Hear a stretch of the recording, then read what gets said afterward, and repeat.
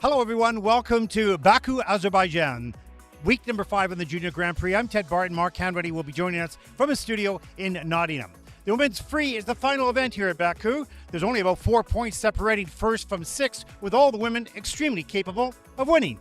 Sofia Shiffrin of Israel is in the lead by less than a point over Yihan Wang of China. Hyewon Joo of Korea is sort of an unknown skater. She's in third, but 6/10 behind is her teammate Yuseong Kim.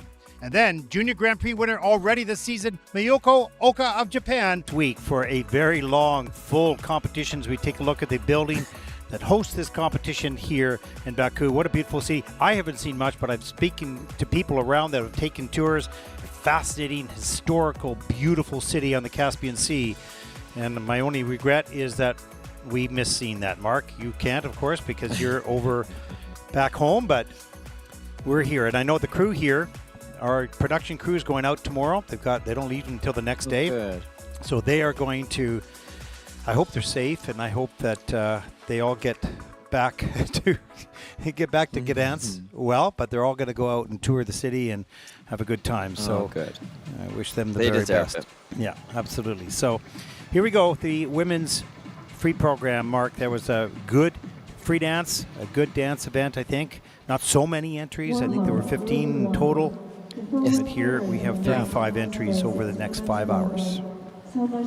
Yeah, and just commiserations to Sara Zafria Bravo from Peru, who's been forced to withdraw, and that's why there are just 4 entrants into this first warm-up group. So our good wishes go to her and her team and everybody involved. And you can see there's a Peruvian judge here as well. So there's a lot of support for the athlete, and we continue to send that support now as we await confirmation of why she's unfortunately been forced to withdraw. Yeah, and I've been doing this for many years, and I remember when we had always the traditional skating countries. That was it. But next week, so South America is getting much more engaged and certainly organized. Or federations.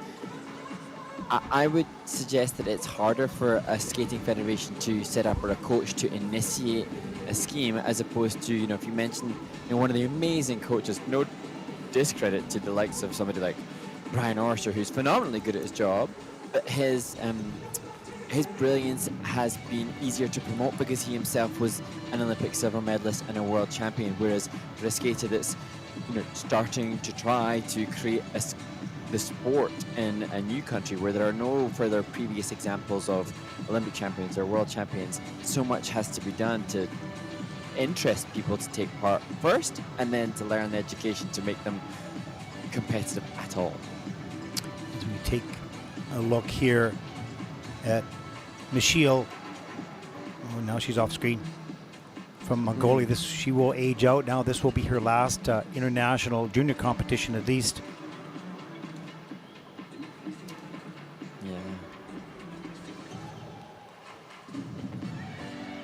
But just so the fans that are watching here that haven't been watching a lot of the Junior Grand Prix, you'll see 35 skaters. And in the early groups, of course, those are the ones that were at the bottom in the short program. And as we talked about a lot, but we want people to understand, in the Junior Grand Prix series, you will have a very wide range of abilities or of experiences, because there's no real hard prerequisite to make it here other than the country belonging to the ISU.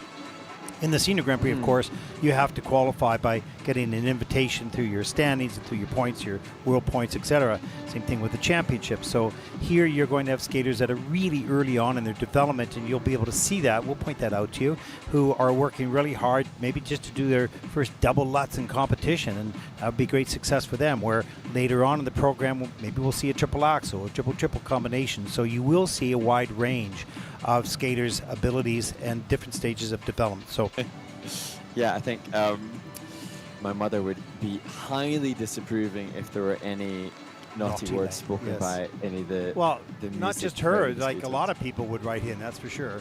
And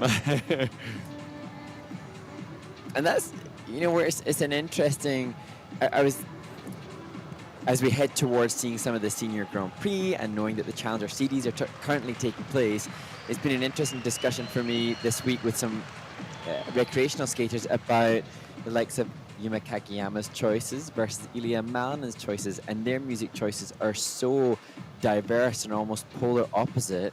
And it really fascinates me to see how the sport is represented with different music choices, because it can obviously dictate, so much of the impression that it makes to the non-figure skating public. And yeah, fascinating how our sport is represented. We'll see what our next 35 performances, what type of music and stories that they bring to this competition.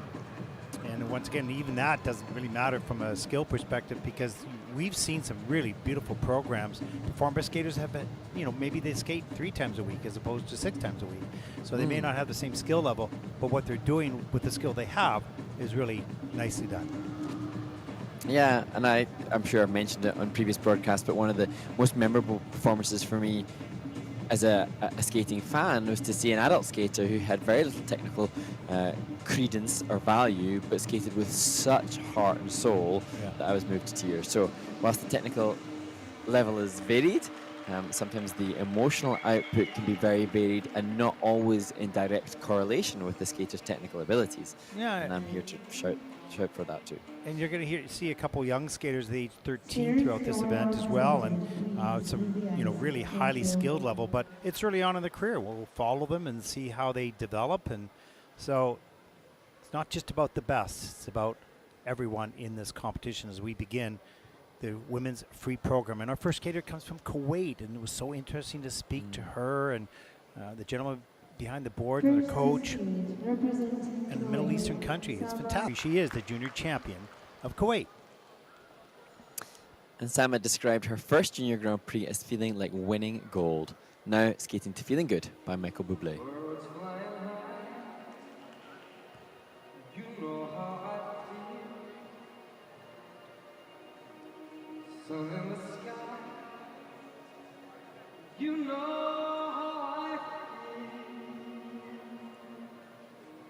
Breeze drifting on by. You know how I feel. It's a new dawn. It's a new day. It's a new life for me. And I'm feeling good.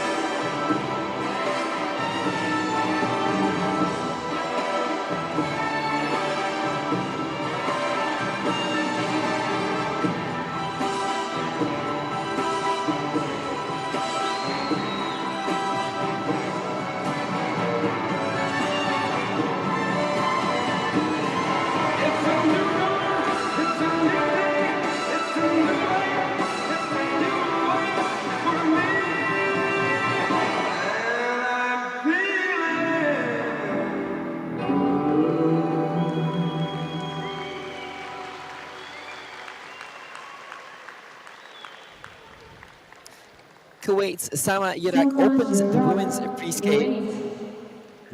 As we said before this performance, she said it is a true dream to represent our country on the international stage and aspires to inspire other skaters. And wouldn't it be interesting to talk to her about her experiences here? Like, and she's been on the Junior Grand Prix before, but did she watch the other practices? Who was her favorite skater? What are the things that she's learning from watching them? Those types of things. And, you know, because we know she probably doesn't have the same amount of time. We're dealing with 5 hours a week in the low season, 6 hours in the high season. That is not a lot of time for this sport, that's for sure. So she does a great job with the resources and the time that she has. And we see that double flip at the top of the program. And it's under rotated. There's the single axle. That was well done.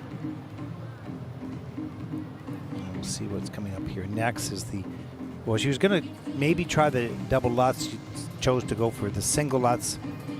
And here's the double loop a little bit later. That was good. Euler, double Salchow, worked well through that. Mohawk into this double Salchow later in the program up into the axle. So, you know, good work by Sama throughout the whole program here.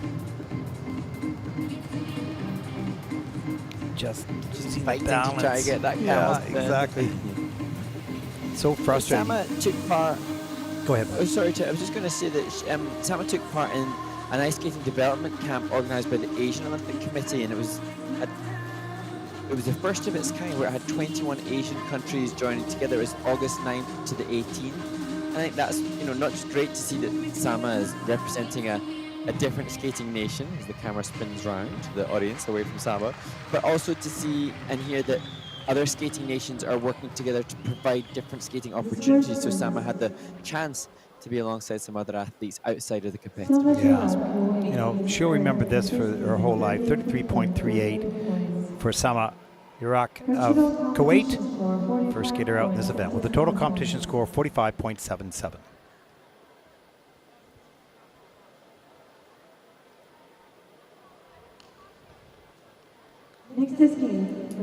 Our next skater represents Mongolia, 19-year-old Mashil Octar. She's 33 after the short program. This will be her last Junior Grand Prix event.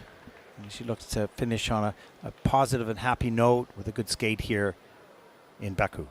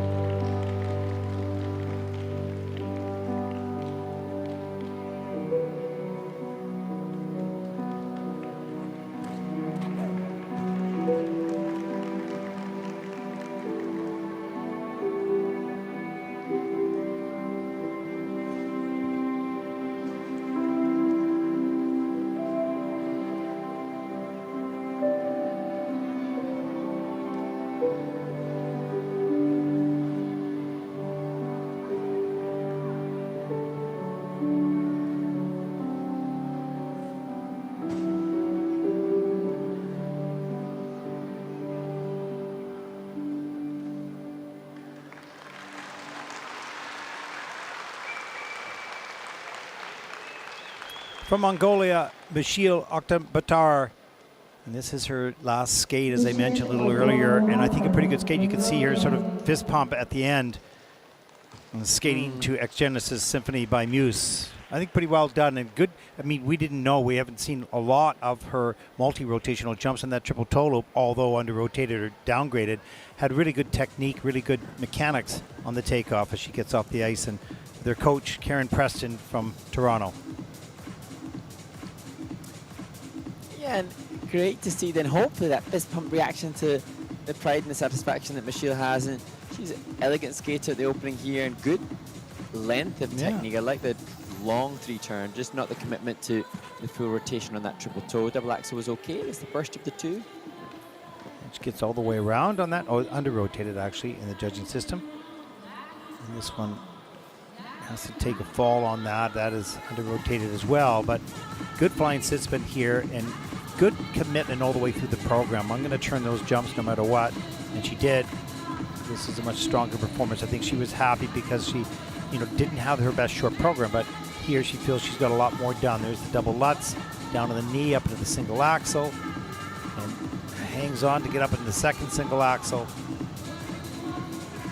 So she did well through this program, and the double flip a little bit later as well. Yeah, and the double flip, such good length of the 3-turn. The Lutz takeoff is good from a technique perspective. It's obviously been well taught, which you would assume from the quality coaching staff that she has. And I just wonder for Michelle now, I'm fascinated to know what will happen now. This is her final Junior Grand Prix event and assignment.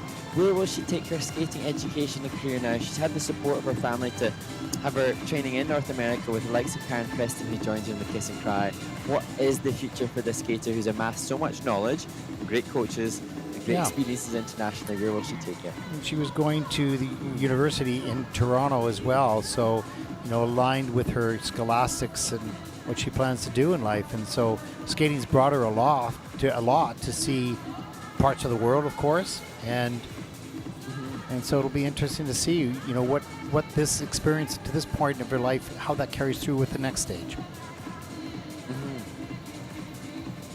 And how this will enhance, if it is scholastic stuff, academic stuff that Michelle pursues, how whilst she's not competitive here with the other skaters necessarily, higher up in this field, what she will learn from the way she can correlate the hard work that she has given and the education that she's got into the other aspects of her life within university or work. Or who knows? Maybe Michelle's going to go back training and come back with a full set of triples. For sure, absolutely. We'll see it again as a senior. Pre-program scores for Michelle, 54.61. That's the season's best. That is first so far, second skater out. The total competition score of 82.90. There's Karen just nudging and saying, that's good. You did a good job. I think she talked about pulling in, which she did throughout this program. Well done. Congratulations and good luck with whatever you pursue as you move forward. Our next skater represents Bosnia-Herzegovina, Leila Festic, 18 years old. This is her second Junior Grand Prix season. First event this year. And we saw Leila working some triple jumps in the warm-up. She'll start with a triple toe.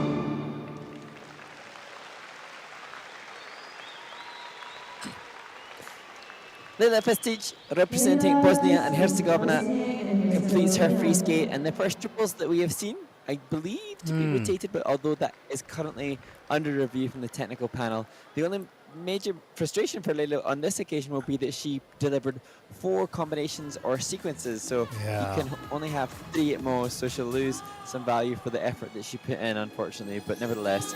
But I think Mark, you know, pulling in and rotating those is a bit of a win for her, and you know, some experience gained in competition. One for the more difficult jumps. We see this triple salchow. That looked pretty good up into the double toe loop, and that is in with an under rotation into the double toe and the single axle. A little bit later, we see the triple toe loop. Let's see, landing. Yeah, that's going to be under as well. Yeah. But I mean, overall, I mean, she's losing points because of the number of combinations she did and under rotation as well. So the score is not going to be reflective of what her potential will be once she cleans those items up. But she's done triple toe and triple salchow. That's a good start. It's a good base. Yeah, and for Leila, it's the risk versus reward. So she's the first skater that has attempted as many triples as this. And so then by doing so, obviously then there's more risk and potentiality for the tech score to drop, but she's got to do that in order to move forward into the more competitive realm of the competition.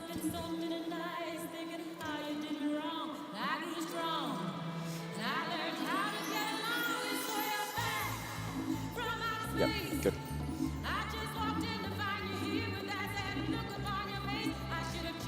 I also think that Leila cuts a nice shape on the ice aesthetically. She holds her body well. She's a tall young woman, but she owns that shaping across the ice. What she'll have to work on from a program components perspective would be the skating skills. So judges have rewarded her highest in the presentation. The middle component is the skating skills, and that's sometimes the case when you're tall. If you use your body well, you can make great shape, but then still have to get down deep into the knees and ankles to create the speed and the flow to cover the ice with more. Yeah, and I would argue it doesn't really matter the shape or the size of your body from a skating skill perspective, because you can get down on your knees. You're just learning. We talk about a lot about that in ice dance. Down on your knees and using your ankles and pressing the edge. Those types of things, if you do it enough. We talk about the Japanese skaters. 1 hour a day, they are just doing skating skills. They're not doing jumping, spinning, whatever. They do that later. Just the skating skills. And if you spend that much time, no matter how tall you are or how small you are or whatever the situation is, you will become a much better skater, the best skater that you can be. But it's hard to learn the spins and the jumps and the choreography and the skating skills when you don't have enough time. You know, perhaps you've got school, you've got this, you've got that. So, but she's done a really nice job with her posture throughout this program. It's a little slow, of course, so a little bit more speed and flow. So we take a look at the scores, 55.54. That is first in the free program. Total competition score, and she'll be first so far, 86.36. She takes the lead very, very early on in the competition.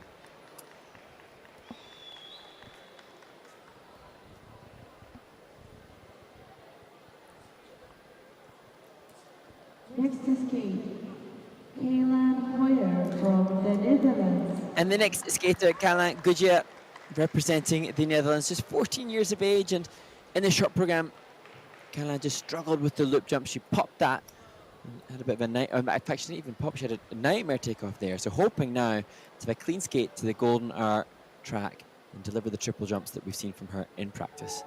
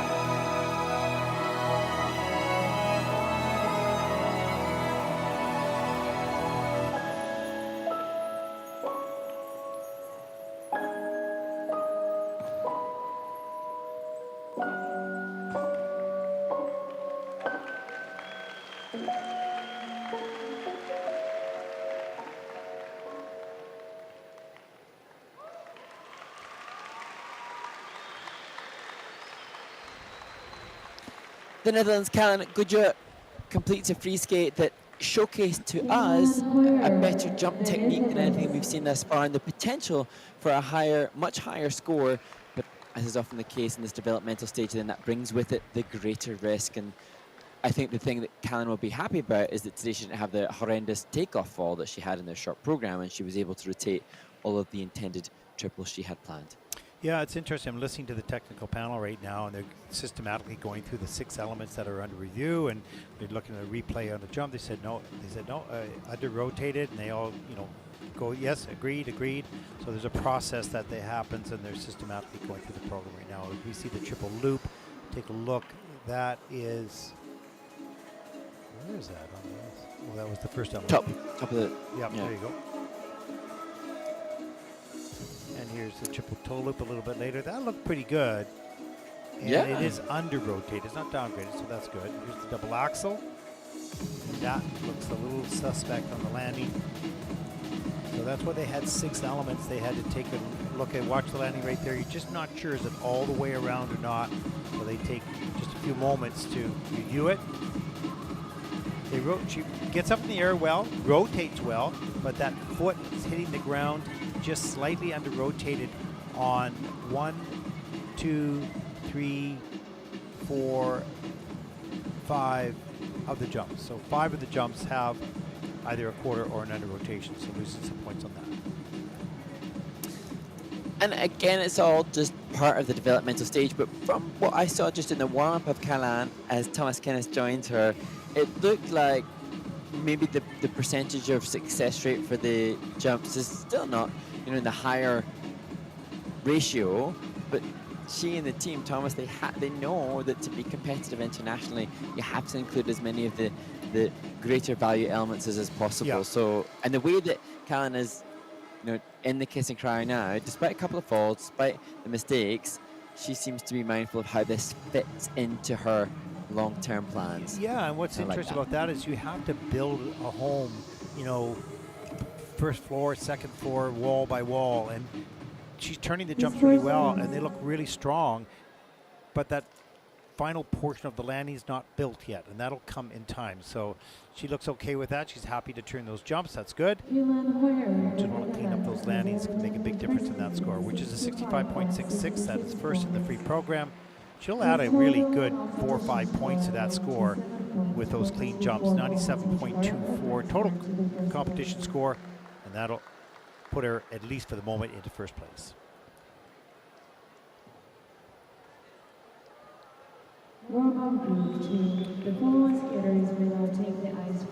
Group number 2 stepping on the ice right now for their 6-minute warm-up. What do you got on tap there, Mark?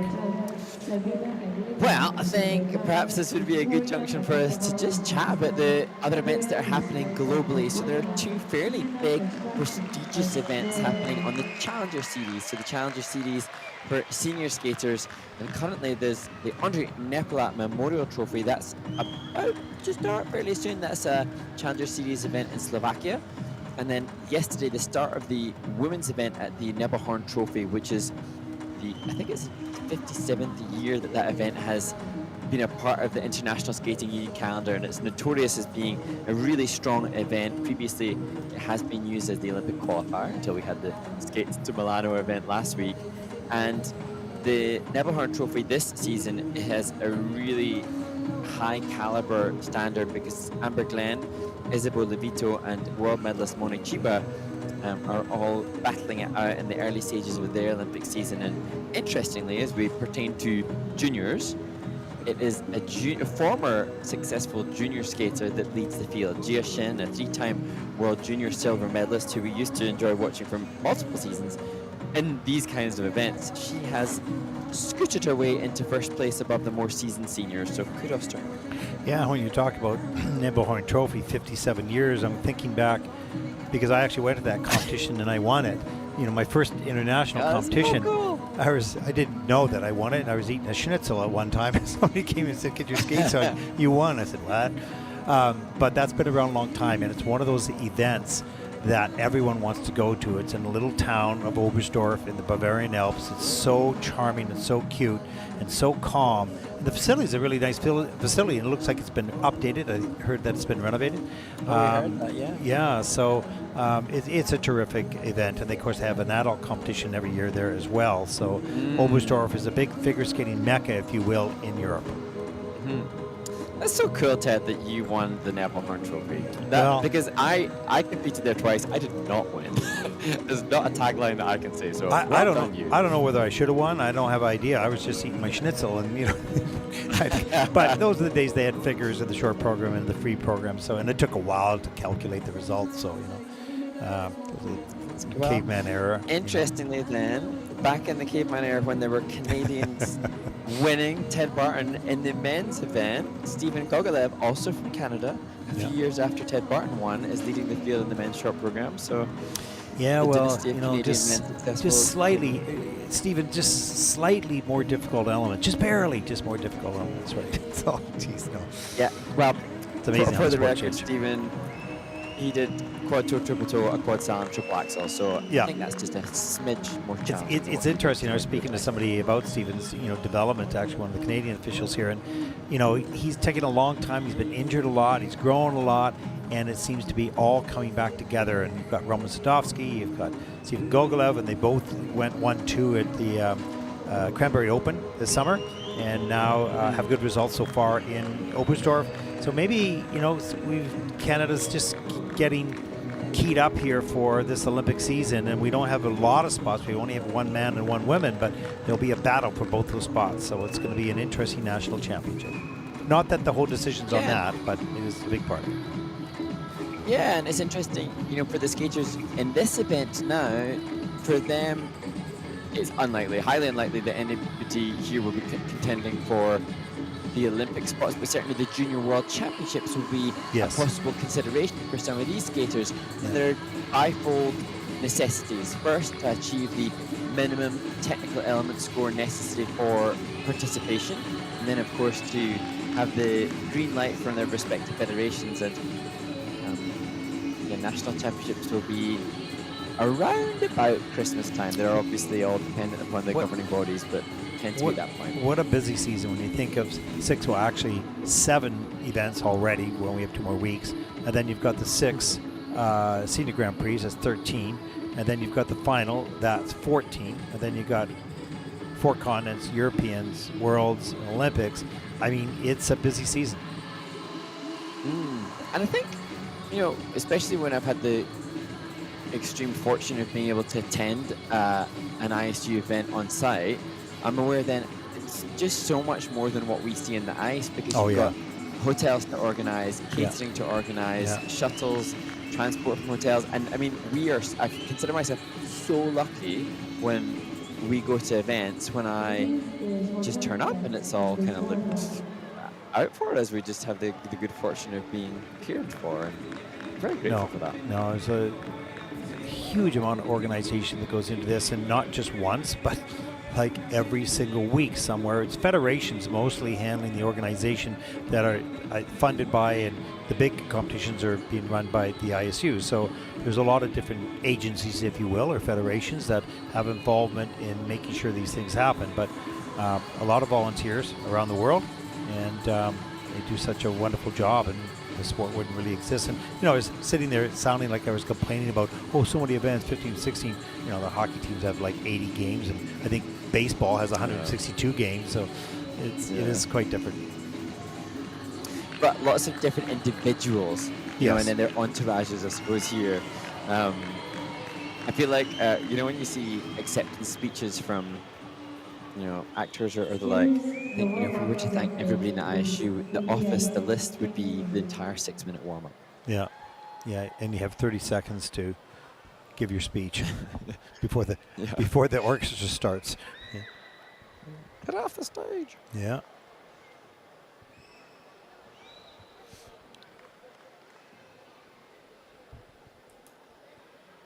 Okay, here we go. Group number 2 of 6 in the women's free program. Our next skater represents France, 16-year-old Shylina Renaud. Brand new to the Junior Grand Prix, not much competition information on her at this point. Yeah, Shylina just moving up. She was third in the French Novice Championships 2025 and said that her first love is ice skating.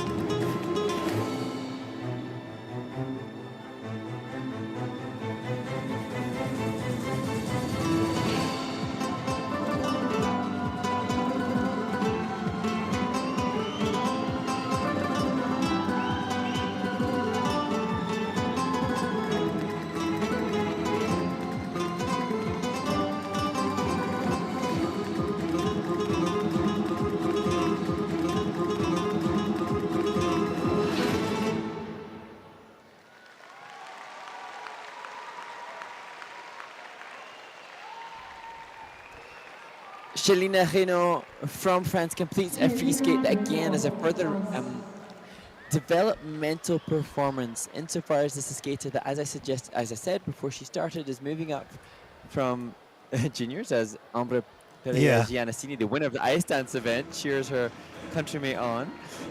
She's moving up from novices and she has the technical content to be competitive internationally with the juniors with the difficult triple loops included, but again, just the risk versus reward, knowing that she has to include that if she wants to be competitive, and then of course saw the outcome. Take a look, nice looking triple salchow. She just slipped off the toe picks.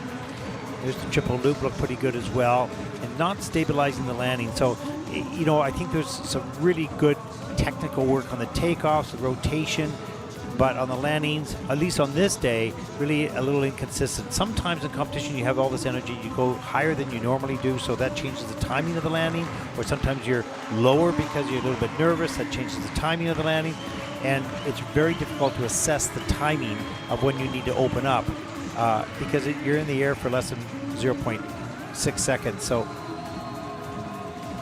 it's a lot. And you see that? Yeah, and for Shylina, fighting for that change of edge and the combo spin.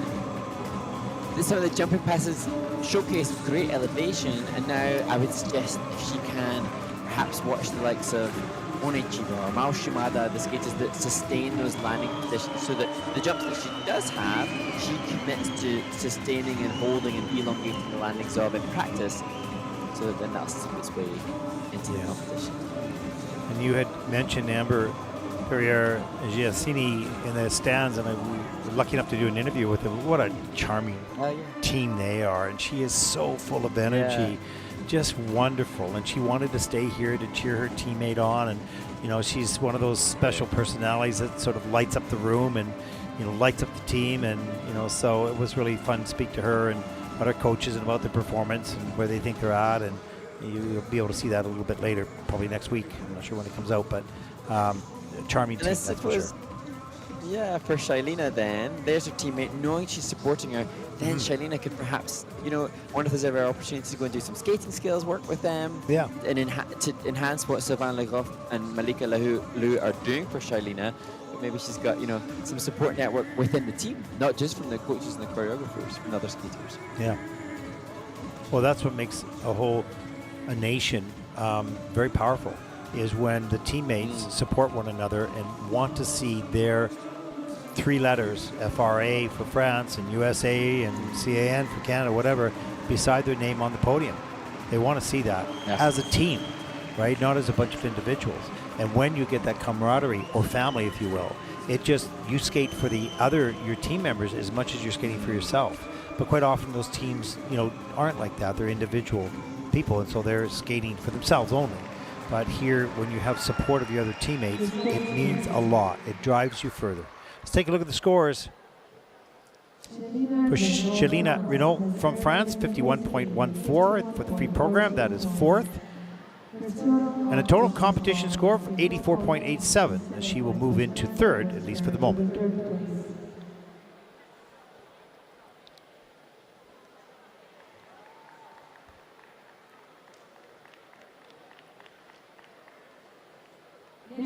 Our next skater represents Azerbaijan. 16-year-old Leila Akhundova. And you can hear the response from the audience. Leila Akhundova has had the support of this audience since the French skater left the ice, and hopefully she can utilize the affection being shown to her in this arena to deliver a good skate. She skates to son toit. Okay.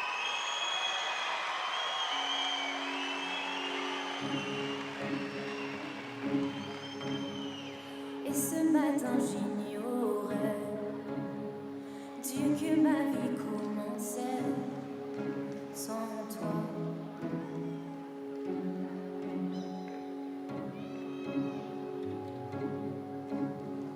Des chants de guerre depuis je compose, et dans mes ailes tout tu en rose sans toi. Sans toi. M'en fous la pierre, m'en fous les silences. Un dernier verre, une dernière dose sans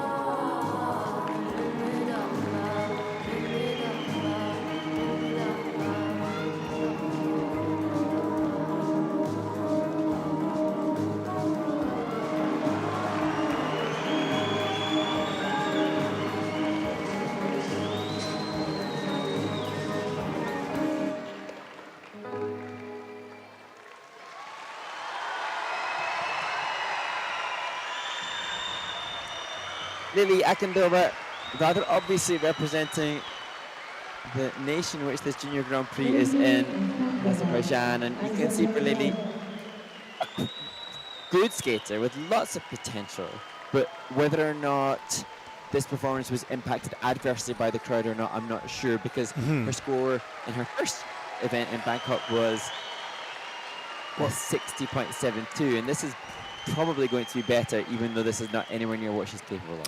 Well, she certainly turned the triple jumps, and that's the good step. I mean, you know, when you get to a certain stage of development, turning those jumps, difficult jumps, in competition is critical. Whether you land them or not is almost irrelevant. Of course, irrelevant because you want the score, but it's a learning process. And she did that. She turned those difficult elements, and you can see the technique on the takeoff is really good.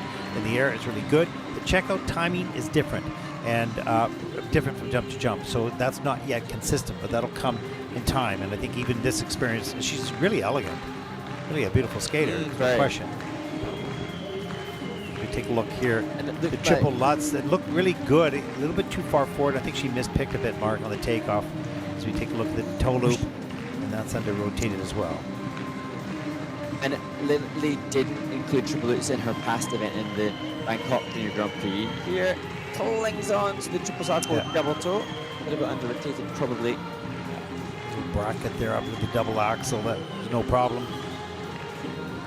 Another one that didn't get around enough. It didn't have enough flow in between the two jumps, but the technique of the takeoff is correct. It's good. There's double Lutz, double toe, double loop. Solid. That's good. So I think she's at the stage of development she's at. She's on the cusp of doing those difficult jumps, toe and sow for sure, in competition very soon. I'm sure that's going to happen. Nice clean program at some point this year. And Leyli, I have to say, props the preparation from the gloves and color with the dress, but the hair bobble, the scrunchie that she's got has the red green of her dress as well. So that is some serious attention to detail. Not lost on me. Some serious eyesight, yeah, you caught that. Season best, 64.06. And that will put Leyli currently into second place. Total competition score, 99.39. She takes the lead at this stage, the competition.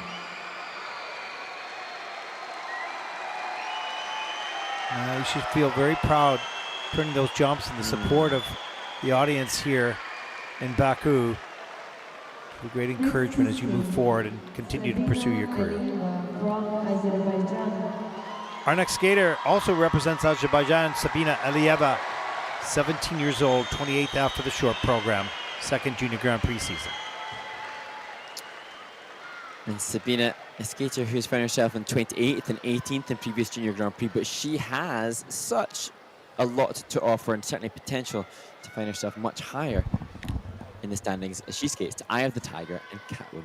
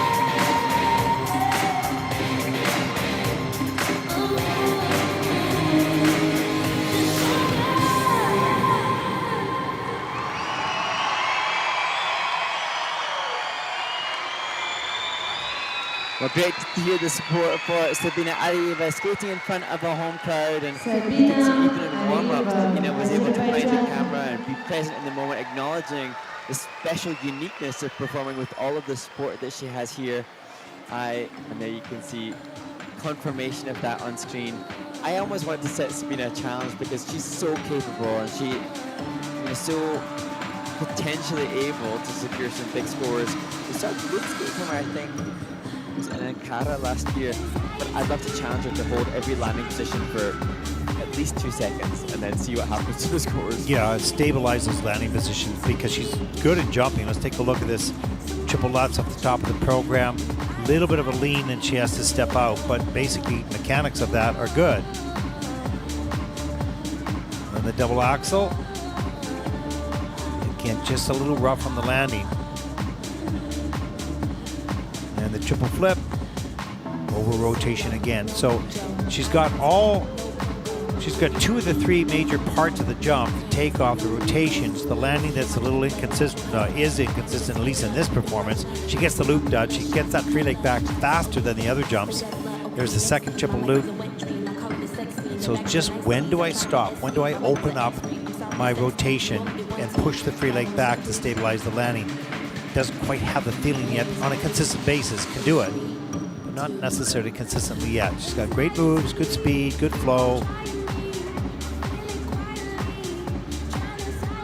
And she's got potentially loads of great presentation and character. So Yeah. the warm up, and you can see it at the tail end of the program. If she could hold herself accountable to engaging the core for the landings, because I suppose we see so many skaters with under rotations as the issue. That's not been at all the impact for Sabina. There are no rotation issues that I can see as yet. And she's strong.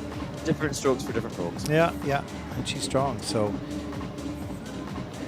it's just a matter of getting those jumps landed cleanly. And as you said, just holding that landing for a second, that's a positive GOE quality.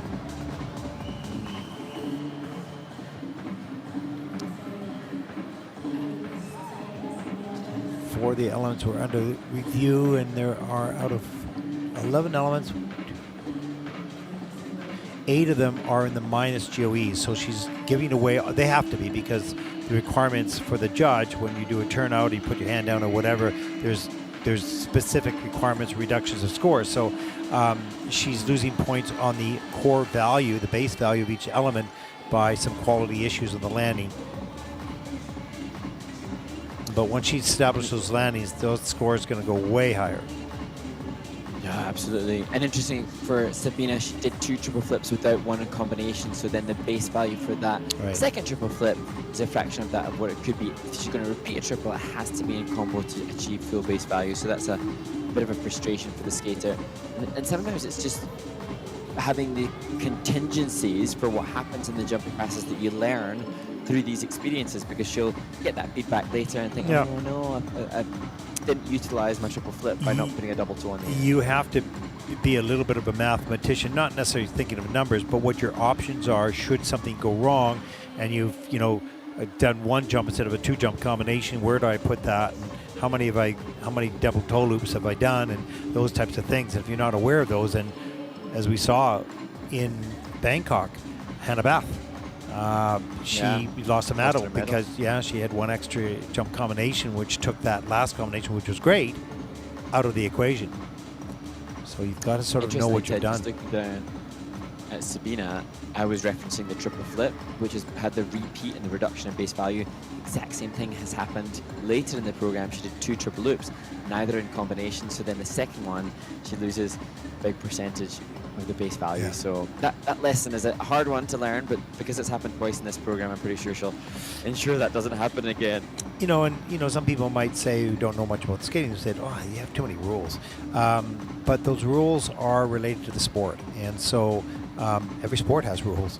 So those rules are specific, and because people enjoy watching skating because it's beautiful, and it's hard to know all those little details as we bring them up here on a broadcast, but they're specific to requirements of the skater, and that's what makes it not just hard to do, as a athletic feat, but you have to know where you are in your program and what you've already done. You got to keep that in your mind.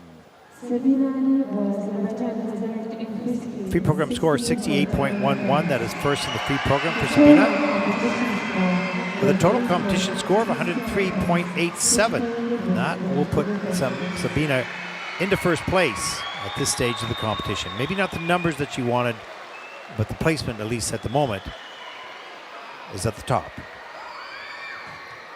The crowd would like that result to stay the same now. Yeah, exactly. Azerbaijan. Our next skater is from Uzbekistan, Viktoriya Vagapova, 15 years old, new to the Junior Grand Prix. She was 5th in the recent Union Figure Skating Trophy in Abu Dhabi. We'll be visiting that in about 2 weeks.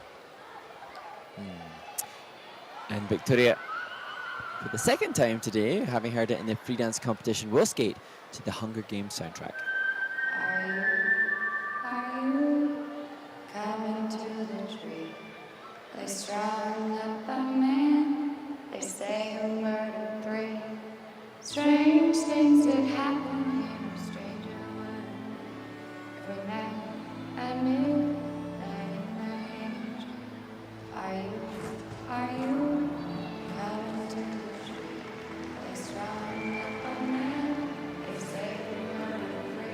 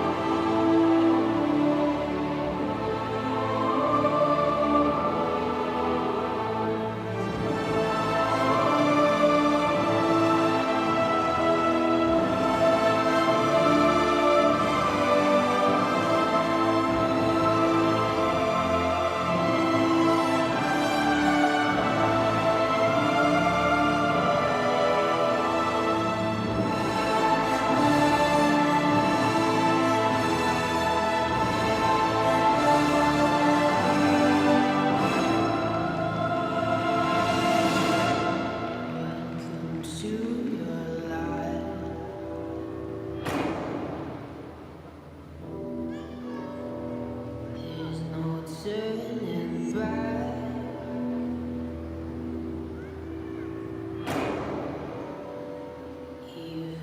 while we sleep, you will find you acting on your best behavior. Turn your back on Mother Nature. Everybody wants to rule the world. There's a room where the light won't find you. Holding hands while the walls come tumbling down. When they do, I'll be right behind you. So glad we've almost made it. So sad we had to fade it. Everybody wants to glow. Everybody wants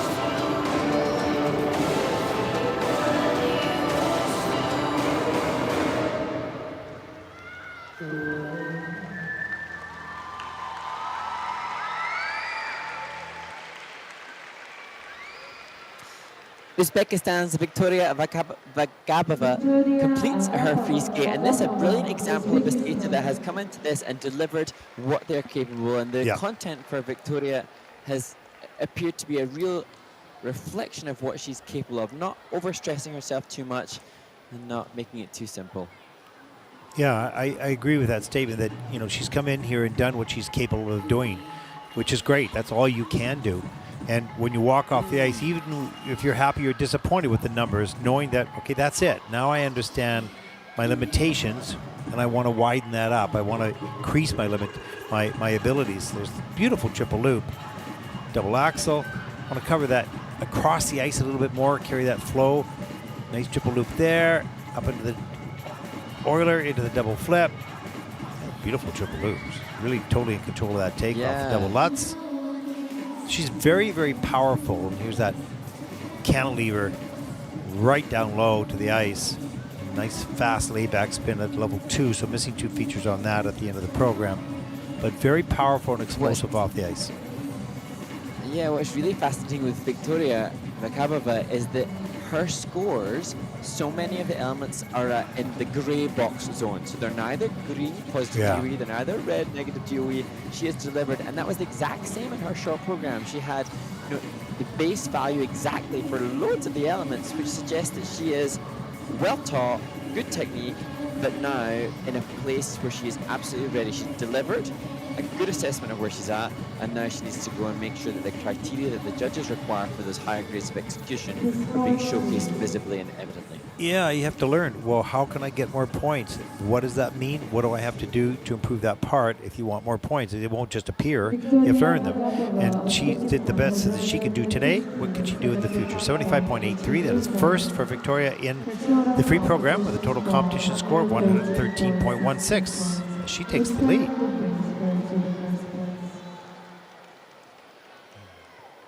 And there is a look at your leaderboard so far in this event. Our next skater represents Lithuania, 15-year-old Gabriele Juskaite. She's the Lithuanian junior champion. This is her second junior Grand Prix season. Last year she was 30th at Junior Worlds. And Gabriele struggled through the short program. That wasn't a reflection of where she's at, but she has the most adventurous program content we've seen thus far.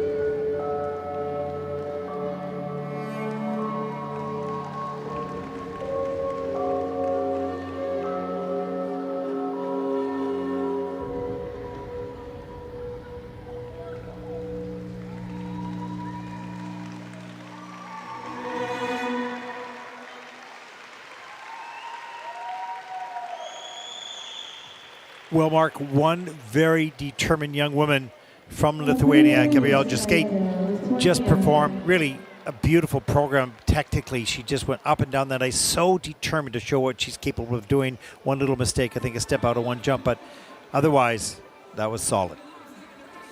Yeah, and a short program for Gabriele, which was so frustrating. She popped the triple loop into a double and fell in the loop. So she finds herself in this much earlier starting position than she would have liked. And the way she has dealt with the frustration of the short program has been channeled so perfectly, appropriately into this very clean skate. Beautiful triple lutz all the way around into two double axles. Great speed coming down on the ice for this flip. She backs up right over the toe pick, nice and straight and strong in the air, up into the double toe. Solid start to this program. She was on a mission and she wasn't about to go on too much of a lean or create any of the problems. Solid right on top of the foot on the landing of the loop. Another triple lutz, big dip, outside inside edge, but she gets it done. And another flip a little bit later in the program. That the hand goes down too far forward, or collapse a little bit forward on that. Triple Sako, nice near the end.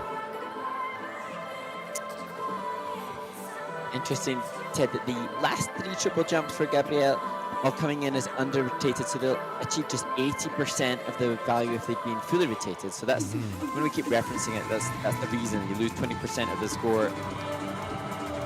But I think she's done a great deal of redemption with the delivery of that performance. Well, you could tell she was really on a mission to sort of, you know, make up from the short program and show what she's capable of. That was an unusual two-mistake program in the short, but here this was so solid. She was so determined. You can see when a skater is determined and on top of their game, completely focused. Personal best is 99.06. She's just a bit short of that with a 94.05 for the free program. That is first. The total competition score of 133.07. That'll put Gabriele currently into first place overall.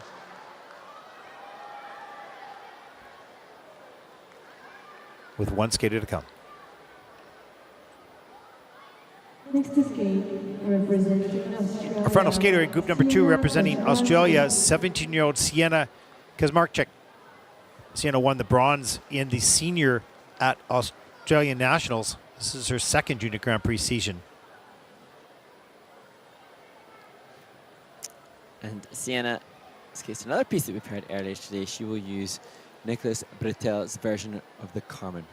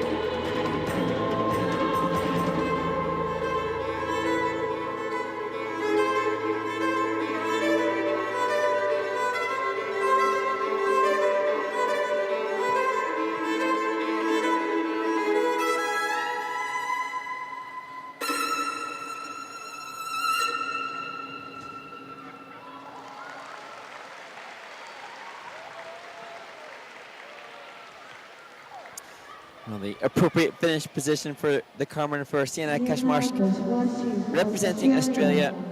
And this is the skater that will be, as I think I said in the short program, heading now from here to Almaty for the Dennis 10 competition after this, as she debuts in the senior internationals as well. And for Sienna, I just have to probably thank on her behalf the support she must get, because competing here, then going on to do the senior internationals in Kazakhstan, she also competed at the Cranberry Cup in America earlier this year. So the support that she's getting from federation or family or friends is giving her the chance to fulfill her dreams around the globe. Yeah, and giving her determination, sort of a reward. She's determined to get better, so she's going to compete and learn to do that. Let's take a look here. She's a really strong skater, strong jumper here as well. There's the triple salchow, double toe loop. She's got 7 elements under review, so they're again looking at the under rotations. On the earlier groups, you tend to see that a little bit more. Nice change sit spin. With a little jump exit feature. There's a really nice rocker. Yeah, into the triple salchow. And that'll be under rotated for sure, if not downgraded. Yeah, it's a downgrade, and this was great though. The speed with which you maintain that feature of the change of edge, position and edge change, but maintaining speed should encourage the grade of execution.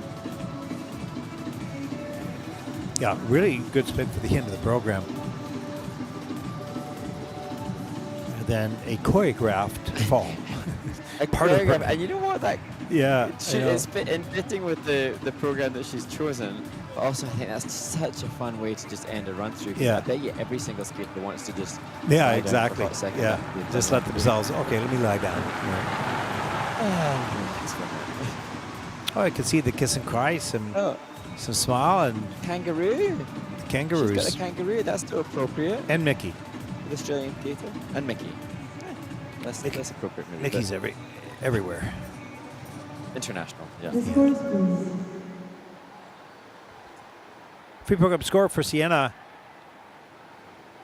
Sienna Kaczmarczyk, Australia has earned the It's a 68.96, and you can see she's not really happy with that number. That's third in the free skate with a 108.67. And there are some downgraded jumps, 2 downgraded jumps in fact, so that's a little bit, 3 actually, and so that's really costly from a point perspective. That'll put her currently into 3rd place. There you go, Mark. You're all lined up for the video playback. What's up? Yes, indeed. After you've seen some snippets of the surrounding country in Azerbaijan, then we'll have the interview with the winner in Riga, May Okada, and then to our figure skating basics series where we discuss creative execution, and that's specifically pertaining to my 6-spin.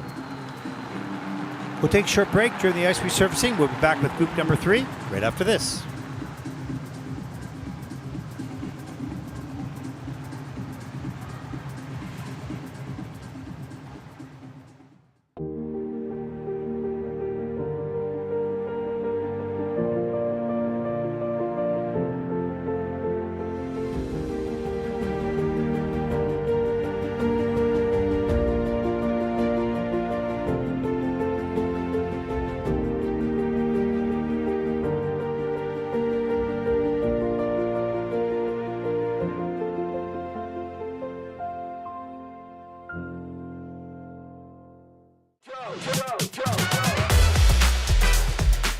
So, May Okada, omedetou gozaimasu. Congratulations, you've won this event.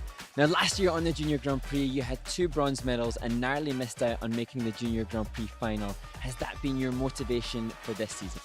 去年両方とも3位という結果で、ファイナルまであと少しというところで、悔しかったんですけど、今年はファイナルに行くことが目標で、しかもファイナルが地元開催ということで、さらに行きたいっていう気持ちが強くなって、それで目標にして今まで頑張ってきて、その結果が今回出たのですごく嬉しいです。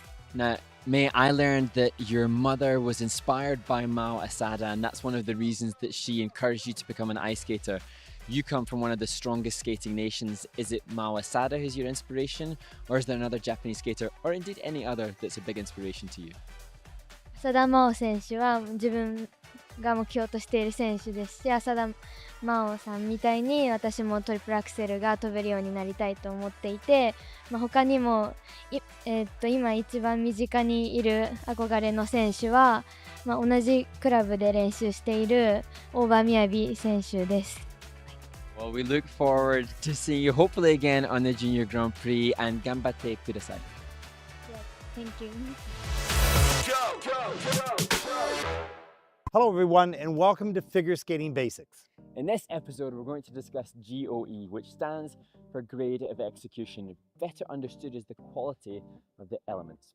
Now, you can get a maximum of 5 or a -5 based on the quality of your execution, of course. And this can make a huge difference in the end result of a competition for a skater. Now, student Mark is going to execute, first of all, a good sit spin. Is that right? Well, we'll try. Well, we'll check it out.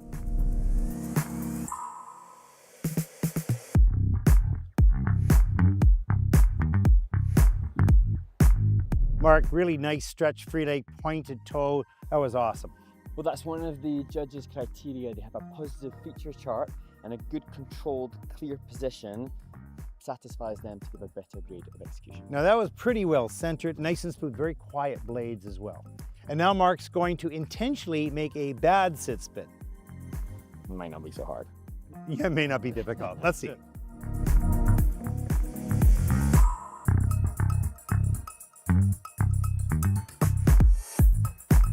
Well, I tried to stick to the clear criteria that the judges have. So they have a reductions for errors chart. Some of those things have a traveling spin. You did it. A poor position. Oh, yeah. Slow. Yeah. And a weak exit. Oh, totally. So if the skater achieves the maximum +5 GOE, grade of execution, that can add 50% more to the value of their element. Equally, if it's a -5, the worst possible, then that can take 50% away from the value of the element. Well, that concludes our episode on the GOE Figure Skating Basics. Let us know what you've thought of this series, and please also let us know what more you want to see from us here at the International Skating Union.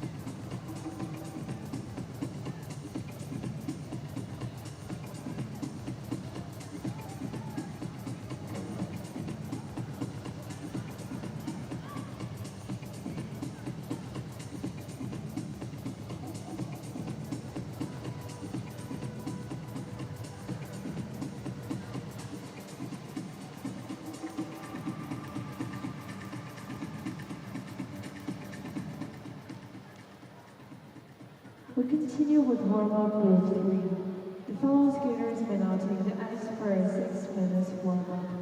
Sofia, Lamprinou, Greece, Lyubenova, Bulgaria, Karina, Sheina, Kazakhstan, Maisa, Uutela, Finland, Ula Zadnikar, Slovenia, Kahlan, Poland.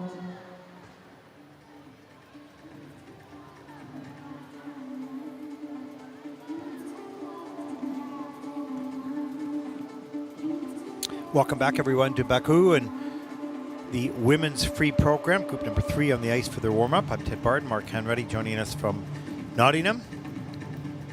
Mark? Gosh, Yes. there we go.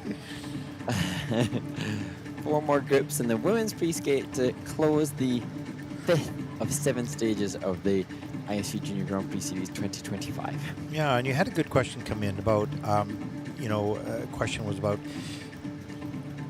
under-rotated jumps. When you see a really good program, you really enjoy it, it's very beautiful, and the jumps all look good, and then we mentioned about the under-rotation, and then they see the scores go lower, so they understand the concept, but they wonder how does a viewer who doesn't know much about skating actually pick that up while they're watching the program. So the key is when you're watching the jump, take a look at, you have to be really quick with your eyes, watch the contact with the ice as they come to land, and if you see this blade sort of hook around the corner a little bit, or you see a lot of snow, or you see some rough, it's probably going to initiate a review by the technical panel, because they have to take a look and see whether that blade was actually all the way backwards, which is a clean landing, and if it is all the way backwards, they wouldn't be reviewing it.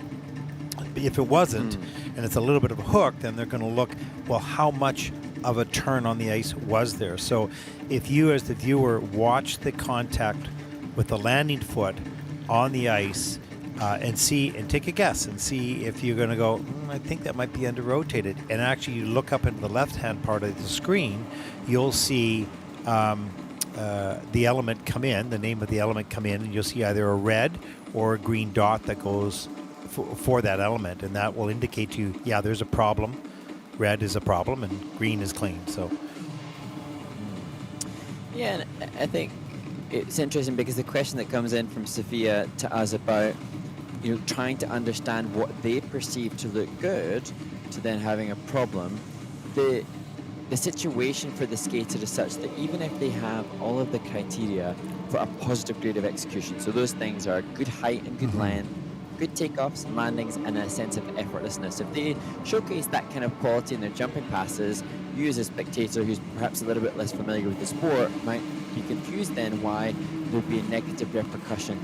If the jump is under-rotated, which that was not, then the value of the jump goes to 80% of what it would be if the jump was landed backwards. But furthermore, if the jump is under-rotated, then the judges who may have been in the positive grade of execution, who may have been willing to whack up the scores for the jump, as soon as they know that it is under-rotated, then they can't reward it in the same way. So then it does lose both the actual value, the base value, but then also in the grade of execution as well. So that's why when we first see a score come in, and we might be saying how well it's going, the skater could lose circa sometimes up to 20 points if their jumps are all under-rotated. It could be a huge impact upon the skater's overall score, and so that's why it is the thing that we reference so often, because it is so consequential on the skater's score sheet.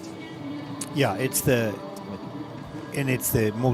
the most visible thing, although sometimes you just can't see it, but the jumps are the most important in regards to the number of points that they're going to get for it, and when they get greatly reduced, but it doesn't look, I'm just repeating the same thing you just said, so I'm going to stop, but the point is, I think go ahead. One of the things that I was actually going to touch base on, Ted, and see what you thought when we were talking about technique and the technique that we would perhaps employ ourselves if we were to go to retrain as jumpers. When I think about, and we were talking about this in the men's event, about some of the huge jumps that we saw maybe in the 1990s, now for the skaters, because of the way that the system rewards athletes, they want to sustain landing positions and show lots of flow and glide out. Sometimes if I think about, as we watch the women's event, somebody like, gosh, the infamous Tonya Harding, she had huge jumping passes, but in doing so, she wasn't always able to show lots of glide and flow out, or certainly it was harder to have the big value jump combos when you've got such a first huge jump. So the skating technique of jumps has changed. The jumps tend to be a little bit longer and a bit lower because of the investment and what it means later. But I think that's also then why we see less fully rotated jumps. I actually think now I'd like to look at world championships, world junior championships maybe in the 1990s and see, I think, although they weren't judged then by rotation, I bet there were perhaps less unders then, but maybe less attempts at the difficult stuff. That's under-rotated? No, I remember, I've watched a lot of skating over the many decades. I remember really a lot of cheated jumps that never got recognized as cheated. The forward landing, yes, okay. but just a hook, no, that goes in as a clean. So this is, with the system, with the current system they have, it was more detailed to be able to differentiate between really a fully rotated jump and a less rotated. We're just talking about the rotations at the moment, but there's many other aspects of skating that started to define the difference between skater to skater. So that's why the system got a little bit more complicated, but more accurate for the skater. It's way more accurate for the skaters and the results than it was before, but it's also more complicated in doing that. So for a person to understand it. Anyways, good discussion. And now, here we go.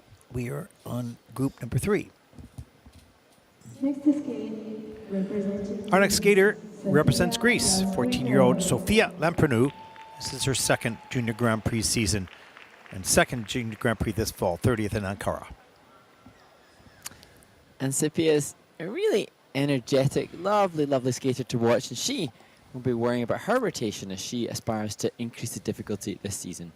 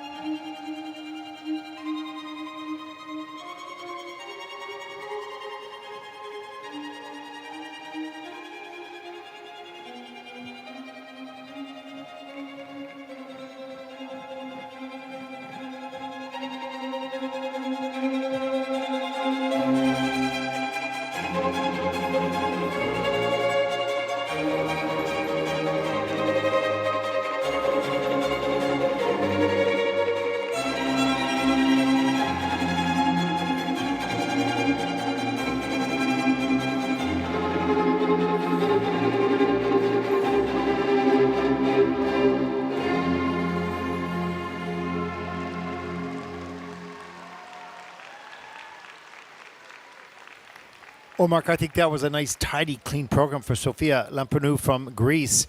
I mean, we are dealing with just double jumps, but all well done and good skating skills. And as you said, she trains in a very, very small arena, probably with a lot of people on the ice. So this is probably lovely not to have anybody on the ice, but a much bigger ice surface to cover.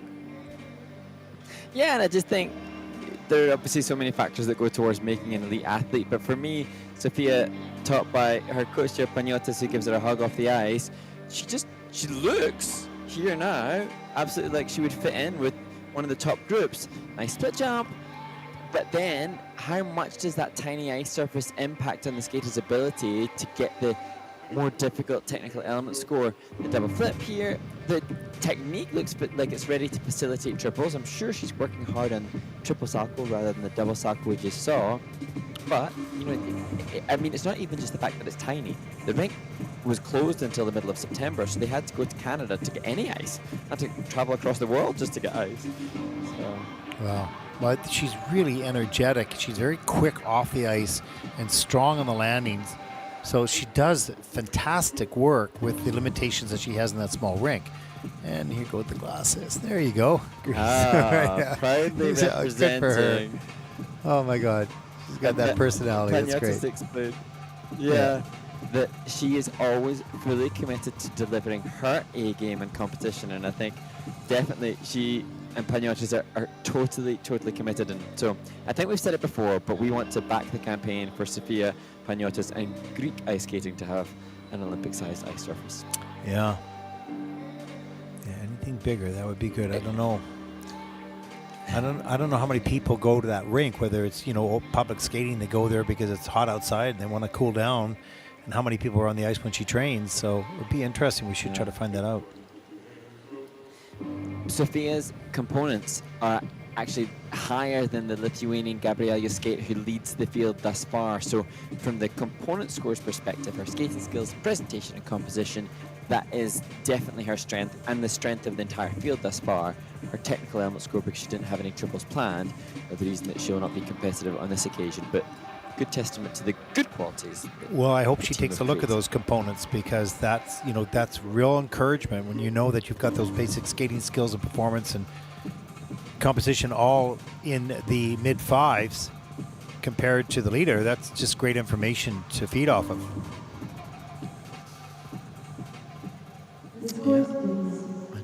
Having to wait a while to find out that information. And she's so strong. I think she could triple those jumps pretty easily in time. 70.15, that is third in the free program. And a total of 111.02 for Sofia Lamprinou from Greece. She's currently in third place at this stage of the competition.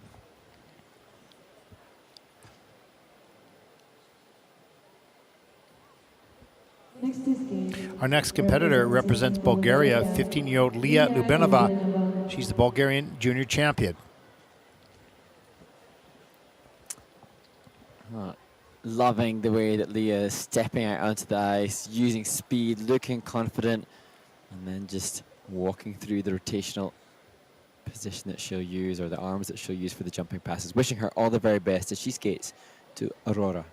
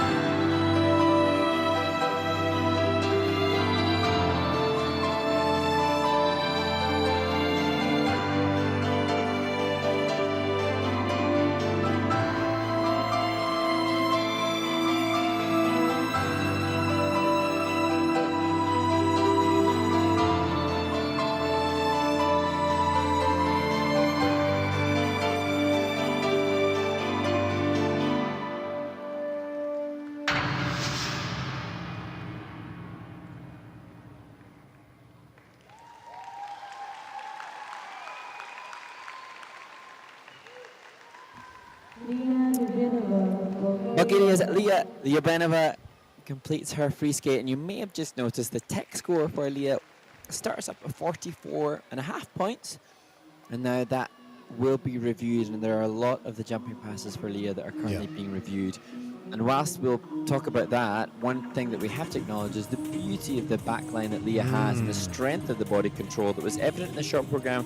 And here, in that opening shot, you can see the way in which she's utilizing her back to make more aesthetically pleasing shape. Really good. Yeah, it really helps to solidify it. And the basic technique on the takeoff is really good. Rotation position is a little bit open, so she's a little bit slower, and it's one of the reasons that she's under rotated. You see the foot landed forward on that triple toe loop. Let's point this out one more time here for those fans that are just watching. Watch the landing on the foot right there. That foot has got a big, huge hook around. That's landing forward, so that's a downgrade. So she's losing a lot of points. I'm trying the triple, but really the value of a double. There's the double axel. That is on the quarter, I believe. What was interesting is as you're doing the slow-mos, look at Leah's eyes at the end of this triple salto.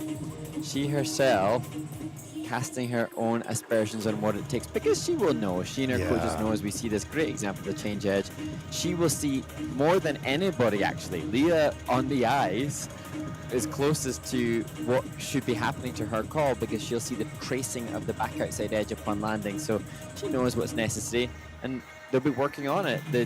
In terms of where to move forward now, perhaps there are some other off-ice exercises that she can employ to try to become more efficient, maybe some further analysis, or maybe just the inspiration of being here will help to return her to training to get faster rotation and eliminate that problem that's plaguing her. Yeah, she's a lovely skater and beautiful posture, and there's so many nice aspects to her skating, but those under rotations are going to be costly and need to be, and I'm sure they're working on it, there's no question, but that faster, tighter, get the ankles together, get the calves of your legs together, make sure you're straight and strong, and you're going to spin faster, get around more.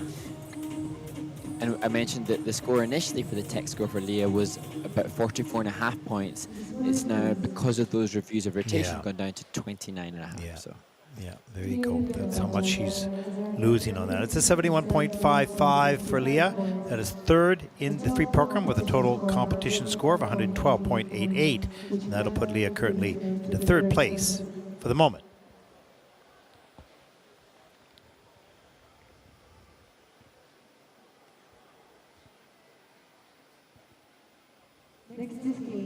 Our next skater represents Kazakhstan, 14-year-old Karina Sheina.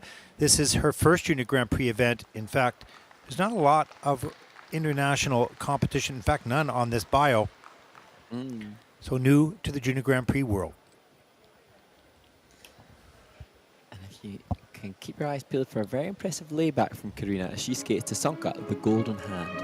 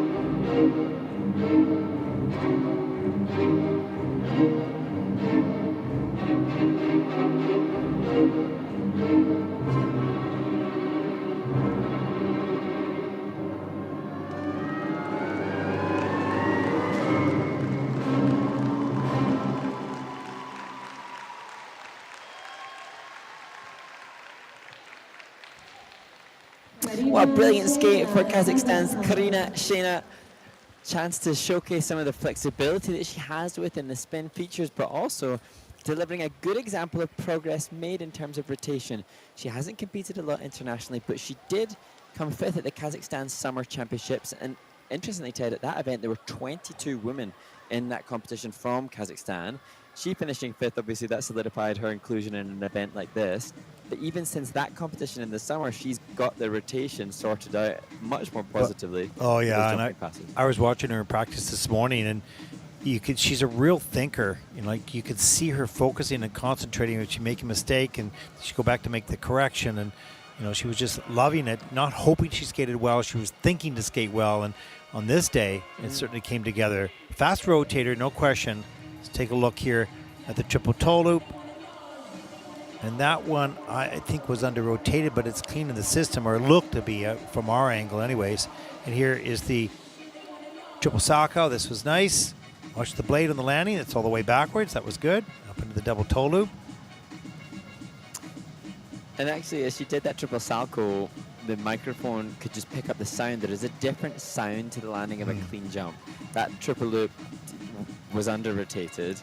But this second salchow, there's a sound of a clean jump that's much more satisfying as we see that great range of flexibility and that passionate finish to conclude a program well. And that big smile.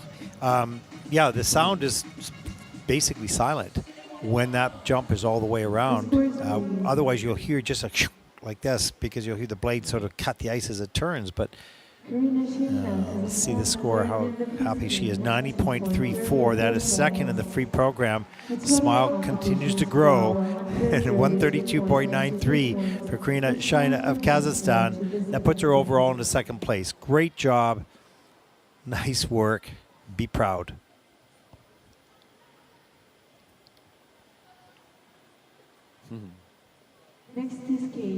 Our next skater represents Finland, 16-year-old Maisa Uutela.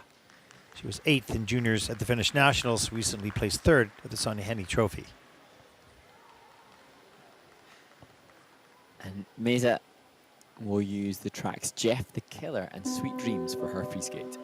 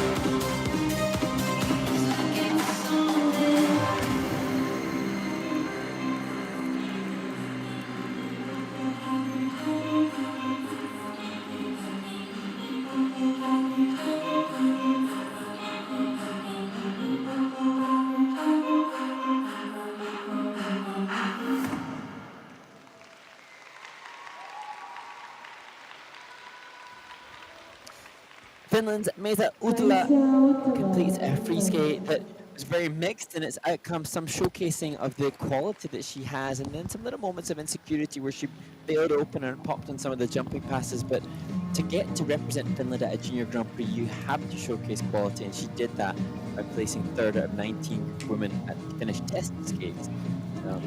Yeah, the Finnish is Finland's another country that has really good basic skating skills, and of course they have wonderful synchronized skating teams there as well. Look at the speed here up into the triple flip all the way around. That blade was clear and clean, not even a review at all. There's triple Lutz. Double axel, single axel, but some other problems. There's the flip, ends up to bail out, and that's a downgrade, of course. And the double axle, a little bit scratchy in the back edge. You want to carry that flow without hitting your toe picks. Toe picks are just for the toe jumps. They shouldn't be slowing you down. You have to keep away from them when you do those back outside edges, stepping up into an axle or a loop. Quite choppy on the back cross screws as well, but then you see triple out, double toe. So some amazing aspects to Maisa skating, and then places where you can still see that she's in development.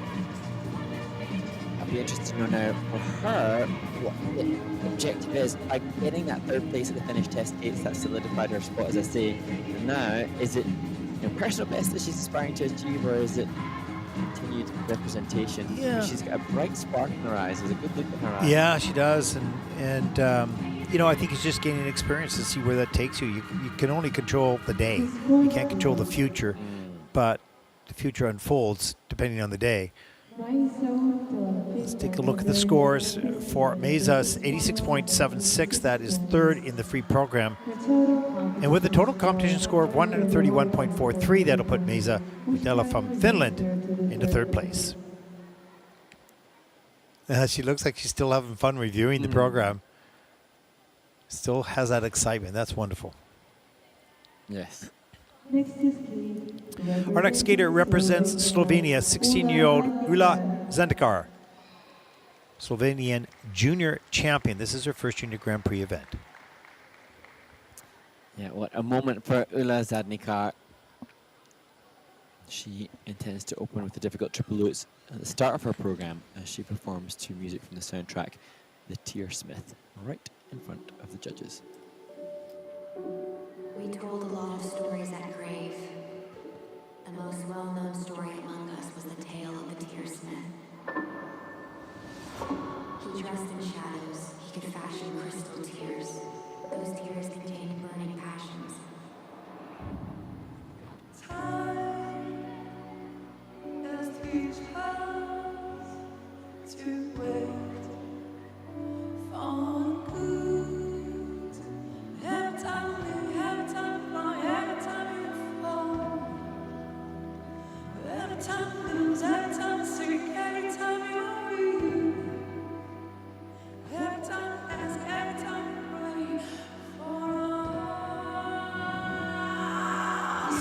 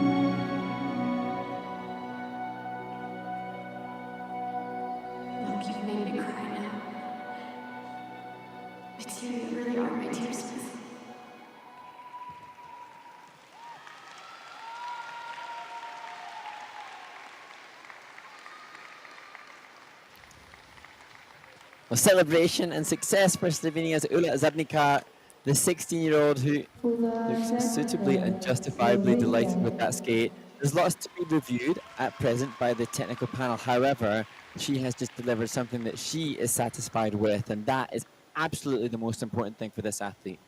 Yeah, I think most of the jumps were nice and clean. They're just taking a look, but that was a solid performance for her. And even if the jump was slightly under-rotated, the takeoff was good, the rotation was good, and the landing right on top of the foot, maybe a little under-rotated in some cases, we'll see. The triple salchow, double toe loop. The double toe loop was under-rotated to slow some of these things down. There's the triple lutz. You can see that under-rotation on the landing of the lutz. That foot just hooked around. So those that are watching here that don't know so much about skating, watch what happens when she lands on the ice. The right foot landing, and that looked pretty good. That looks like that blade was all the way around. It is. Double toe loop, less so. And here is another triple loop. Let's watch the landing here. Watch the foot hit the ice, and that for sure is going to be an under rotation, if not a downgrade. No, just under rotated. One more time, the triple loop a little bit later. Watch the landing of the foot. You can see it just turn a little bit, and that is on the quarter, so that's less of a problem than under rotation. And we'll let the rest of the go through full speed here. And interesting as we look back at Ula's performance and see the Sako, which looked good, the components versus the technical element score. So everybody's combined total comprising of technical elements and program components, and Ula showcasing comparable scores in both. So that gave me feedback that the work that she and the team, as she's joined by Kaya Otovic, are doing is comparable in both. Now she needs to move forward with that same kind of approach to both aspects of her performance, the tech score and the program component. Sometimes we see some that have much higher technical element score and some that have much higher program component score. Ula has equality with 41 points each thus far. Yeah, and we've seen, you know, a lot of these skaters get these under rotations, but the mechanics of the jump are good. They're there, so they just clean that up. They're going to boost their score by a good 7, 8, 9, 10 points over a whole program. So they're really close to taking a big step in their skating if they can get those landings clean. Let's take a look at the scores for Ula Zadnikar from Slovenia, 80.42. That is fourth in the free program. Total competition score 125.69. She is now currently overall in fourth place.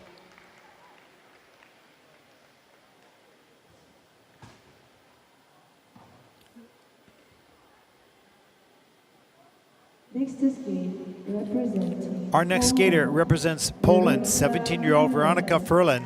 She was the junior silver medalist at Poland's national championships last season, 45th at Junior Worlds. Mark? And Veronica skated a good short program. Barely any mistakes made in that, finding herself in 19th place after the first section of the competition. Skating here, just walking through the flip and the loop, her most difficult jumps, which will open the program as she performs to Truman Sleeps.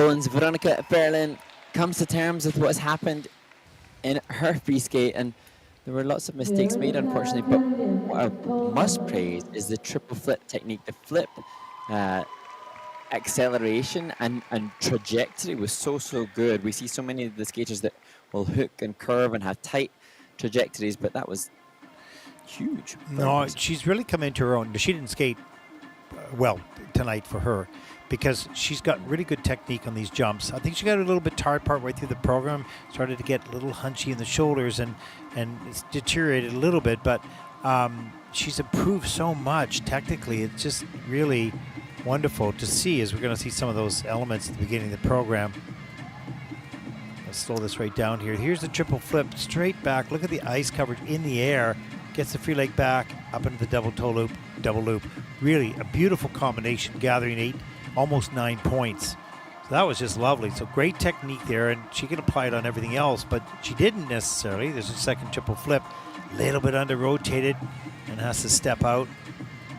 Just didn't have the clearance. Let's see what happens on this jump, the triple toe loop.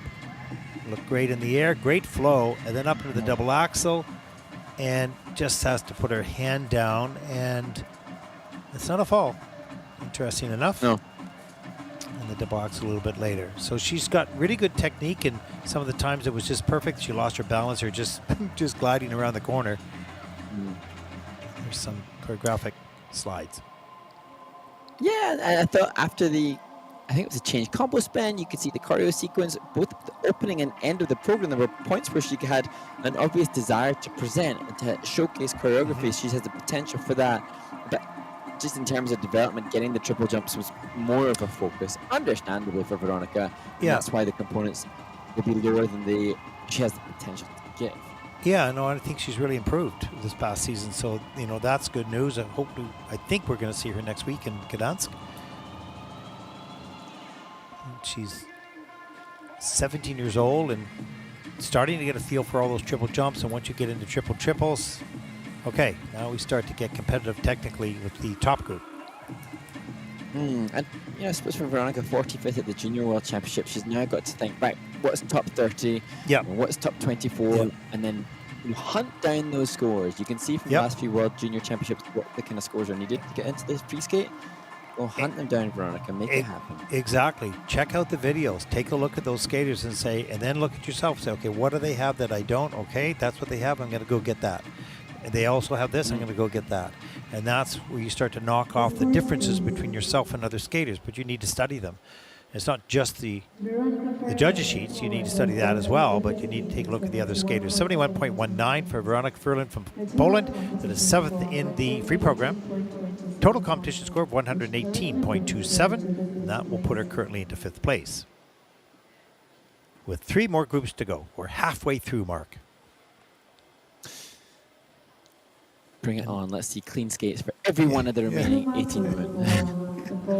Wouldn't that be nice? That'd be dreamy.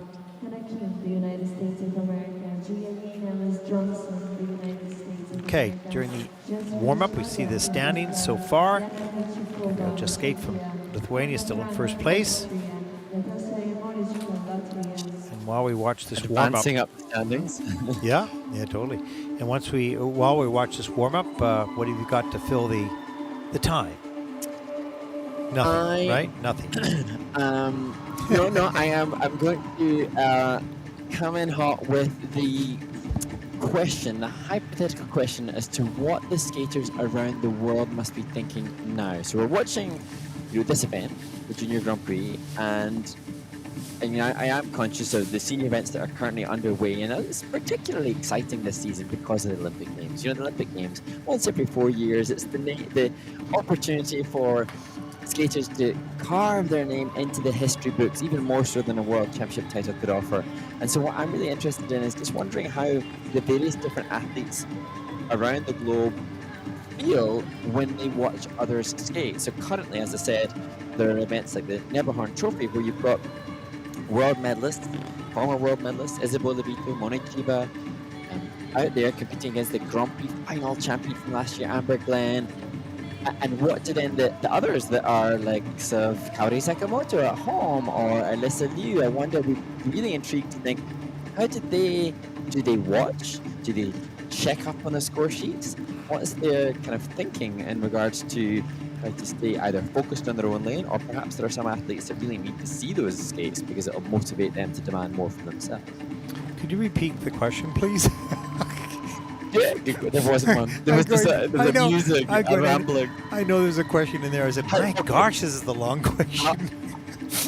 That's hilarious. Fine. Yeah, you make a good No, point. just joking. I'll give the question. No, that it's a didn't good. need- Okay, that didn't find its way. it's a good Would you question. need to watch others? No, it's a very good question. You know, we're encouraging these young skaters to go and watch the video and watch other skaters and teach them or learn from what they're seeing and take a look at themselves, analyze it, because don't just leave it up to the coach. You know, talk it over with the coach, what you see and what you think, but go and watch on your own time. So the question is do the seniors do that? And certainly juniors, we're encouraging them to do that. It's a good question, and I don't know. I would love to have some senior skaters write to us and say, yeah, I actually watch a lot of video, sometimes just for entertainment. I'm enjoying watching the skating, or sometimes to learn, or what I see is really good technique and I need to improve and I can learn from others. So that would be a good question to ask to other skaters to see if we get some feedback. You see how much shorter I did that question or answer or whatever Succinctly delivered. Yeah, whatever it was. Would you be a competitor at an event? Say, obviously now, things are different because we have the access to all of the results online so readily and at our fingertips. But if you're on site and at an event, would you as a skater watch your competitors, or would you choose and elect not to just No, watch I was anything always that they inquisitive. I was always inquisitive. It was always depressing to watch the other skaters because they were always so much better than me. Yeah. But I was inquisitive because I was a late developer, and so I wanted to try to understand. So I had to try to figure it out as much as I could with the coaches as well. That was a beautiful triple flip step out, but. So I was inquisitive to see what other skaters are doing. I would watch, always would, yeah. I don't think anybody ever. I don't think anybody ever watched me, but I do watch. I did watch that. At the Neville Horn Trophy when you won, they were. Yeah, maybe 5 people in the stands. Who knows? But yeah, I mean, I think I perhaps was told by one of my earliest coaches, "Oh no, you shouldn't watch the others. You should stay focused on yourself." And then that was something that I didn't ever do when I competed, but retrospectively, I think for me it would have maybe been better to watch. It might have kind of kept me out of my own head. You know what it did for me? It said, it made me do this. When I saw somebody skate really well, it said to me, okay, you got to skate really well to keep up with that. Okay. And if somebody skated really poorly, I would go, oh, this is an opportunity. You got to skate really well. So either way, I was looking at it in a positive way. I wasn't looking at it in a negative way. It always put it in, no, I got to skate well. I got to do this. I got to do that, right? So it didn't matter what it was, but I wanted to understand what was happening in the field and get motivated by that. Even a bad skate, I would never wish a bad skate on anyone, but if one of my serious competitors didn't skate particularly well, I saw that as an opportunity and force myself or try to force myself to skate the best I could to take advantage of that opportunity. And so would you say that you were a skater who managed to skate up in competitions as opposed to somebody that would deliver less than practice? I would say so. I think overall, yeah. I mean, I was a physically strong. I played rugby at the same time, so I mean, come on, figure skating rugby player, that doesn't really, it's not too graceful, but I was a competitor in my mind. I didn't think I was, but I was. And so I would, generally speaking, skate it maybe a little bit better. But we were well trained. We were taught by Ellen Burke during the Tyler Cranston era. So we ran our programs maybe 2 or 3 times a day, sometimes back-to-back programs. So we were fit, didn't fear the run-through. We didn't fear it at all. Yeah. That's really cool. And when I watch these competitors in the junior event, I'm always so conscious or considerate to their mental preparations. And so for me, that's what I'm eager to tap into for them, is what are the optimal mental preparations. But unfortunately, that's not one size fits all at all. No, it so isn't. And we should be very clear with that. I mean, I'm a positive person, so I will reject negativity. I will be realistic with that, with something that does go well, but I will think positively. But not everybody is like that. Everybody's a little bit different, and you have to find your way with who you are and how you want to be. as we get started in group number 3 in the women's free program, the final event here in the final day of competition in Baku, Azerbaijan. Our first competitor is from the United States of America, Hannah Kim. And both American women did not have good short programs, but they are very good skaters. We wish them the best here in the free. Yeah, the program component scores of the short program would have certainly had Hannah Kim much higher. She hopes to combine that quality with good jumping as she skates Don't Speak.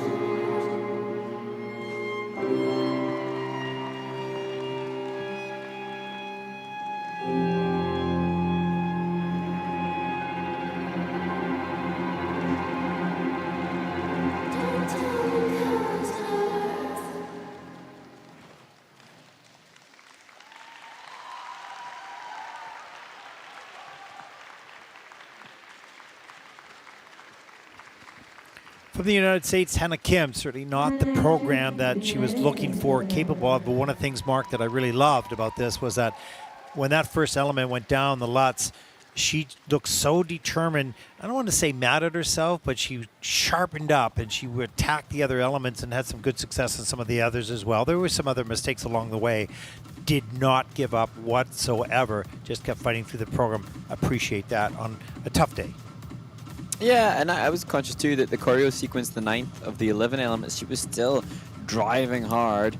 Obviously mindful, perhaps more than some of the others, of the importance of getting the component scores, especially when the technical element score hasn't been what you wanted. And I feel for Hannah Kim and the fellow American skater yet to come, because there is an increased pressure when you come from a strong skating nation as they do. Yeah. And that opening triple oops was difficult, but then better with a triple loop double toe. I agree with you. Well, I think when you wear a CAN on your back, or a USA on your back, or FRA, France, or whatever, there is a responsibility you feel to people back home watching and to your flag. This is a strong skating nation, no question, had great success, and you want to feel that you fit into that.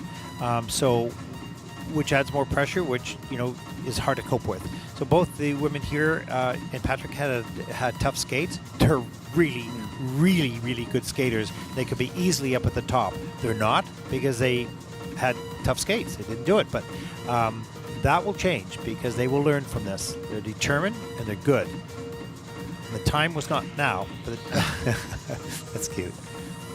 And Coach Shotaro Omori, he's a junior world bronze medalist himself. He's competed at Junior Grand Prix 7 times. So, you know, when the coach has been through it, you can hear their words with extra gravitas, knowing, okay, well, you know, the coach knows. Sometimes he's probably been there, done that. Sometimes in your long-term development, it's not good to win all the time or be at the top, because you need to know how to be a little bit humbled and how you have to fight back, and how, you know, that's all part of the journey. So you don't want to have it too easy. Not that you ever plan it to be difficult, but if you use it, it'll serve you extremely well moving forward. Let's take a look at the scores for Hannah Kim. 81.38. That is fourth in the free program, with a total competition score of 128.80. And that'll put her currently into fourth place. Yeah, not certainly what she's capable of or what she wished. It's what happened, and she'll move forward and take this experience on to her next competition. Our next skater also represents the United States of America, Jianying Elise Johnson. And she's coached by Kevin Kobala. She's 17th after the short program. And another skater like Hannah Kim before her, capable of so much more, and hopefully be able to tap into her best reserves of personal best now, skating to Old Money by Lana Del Rey.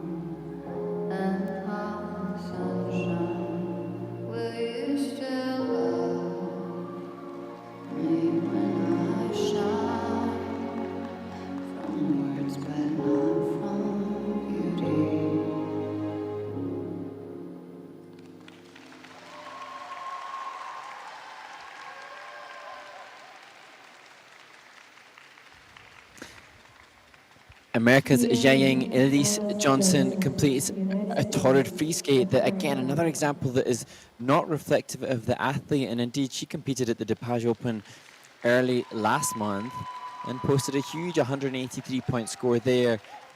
We cannot get inside the brain of the athlete, but you have to assume that the pressure and responsibility as their teammates cheer them on, or representing their nation, may be impacting upon the skate here, because both of the triple lutzes for Jiaying looked like she just wasn't connected with mind and body. They just looked so discombobulated, and that's much more likely to happen when you feel the pressure that they may have upon them. Well, like her teammate, this is a very good, very, very good skater. There's no question. But they're trying to find their way here, and their expectations and the realities of the day don't sort of converge. The fact is, you have to park everything else that's happened up to this point and be completely focused on the moment. And this is something that you have to learn. It's a new environment. This is their first time out internationally, as we see that hard fall in that first triple lutz. As we take a look here at the triple flip, what a beauty. See the soft knees, great landing position, nice straight back, quality jumps and technique. And it's just making sure she just bailed open on that, or got her upper shoulders starting a little bit too early and opened up in the air. But she didn't give up. She kept going, fighting through the program. She comes back with a triple toe loop. That's good. Patience up into the double axel. Good. So there were moments of fight back and moments of sort of losing control of where your body was, but she kept on fighting back. So she was thinking throughout the program. Didn't work out as to what she wants or what she trains. But this experience, again, I say it, it's not because I'm trying to bore you all like Mark. But the fact is, it's so true. You need these very, very tough days to learn how to deliver all your skill at the moment you most want it, and park all the noise around it. Park that it's in a different part of the world. Park that you're in a hotel. Park that you had to travel. Put it behind you. Focus on the moment. And it's a skill that you cannot teach. It's a skill that you have to learn, and generally you learn from these not so pleasant days. And just the way in which Jiaying Elise Johnson took the bottle from her coach, Kevin Coppola, just obviously so mature, so conducting himself with such a maturity when, 15 years of age, the thing that you wanted most to deliver is the thing that's least, what wanted to happen. That kind of skate is nothing like what she would have aspired to have, or what she's capable of doing. Yeah, exactly. So it's done now, and they will take these lessons forward and become really a very, very strong competitor. 78.39, that is 6th in the free program. The total competition score of 125.90. That'll put her overall, for the moment at least, into 5th place. Lots of potential. Just keep searching, keep finding, keep learning. Don't give up.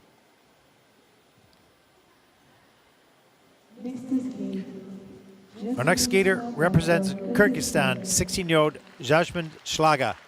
3rd Junior Grand Prix season. She was 45th at the Junior Worlds last year. As we're accustomed to seeing the final split seconds before assuming the start position, going through the takeoffs that they hope to be successful as she skates to Mi Voy by Yasmin Levy.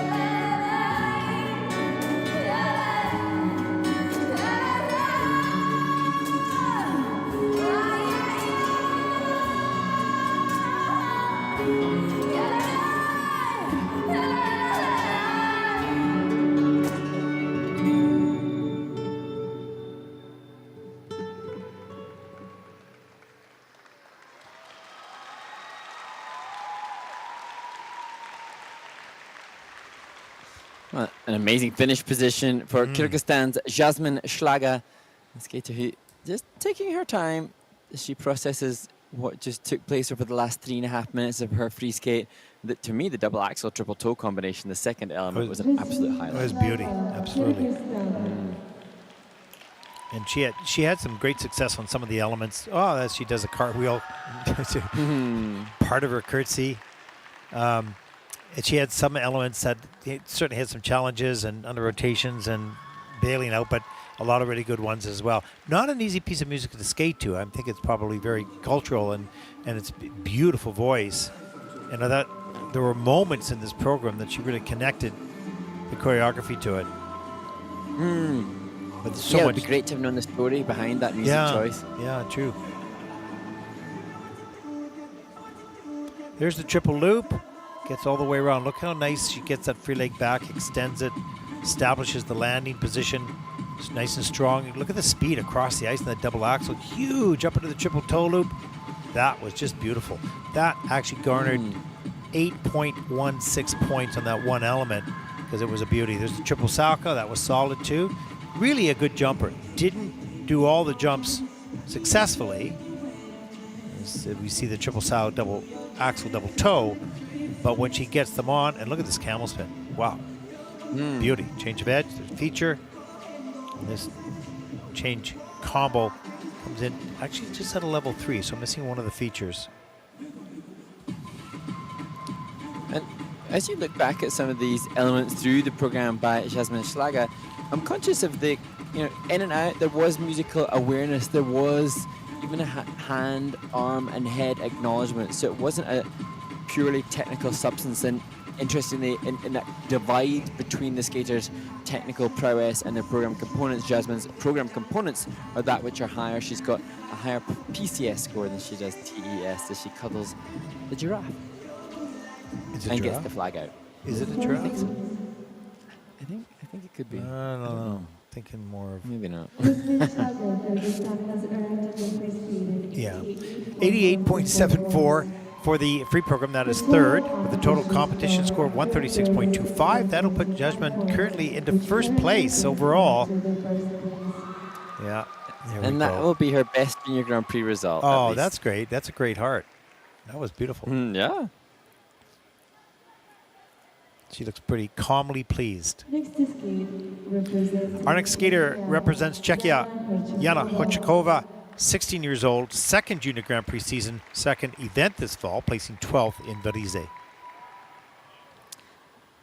And Jana, a skater who works on her own choreography, so particularly invested in the material that we are about to see to the track Devil May Cry and Can't Help Falling in Love.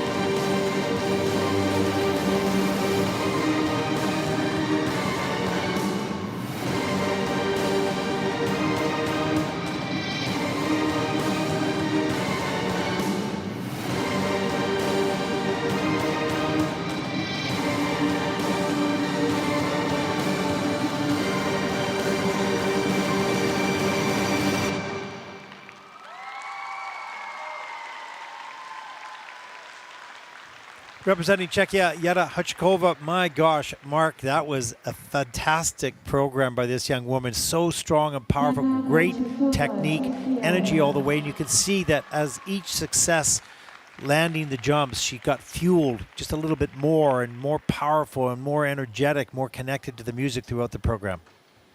Yeah, and perhaps it's because I know a little bit of the backstory behind the athlete, but you can sense her maturity in her approach to her skating. I think I said in the short program that her goal is Olympics 2030. She's clear in what she wants to improve upon.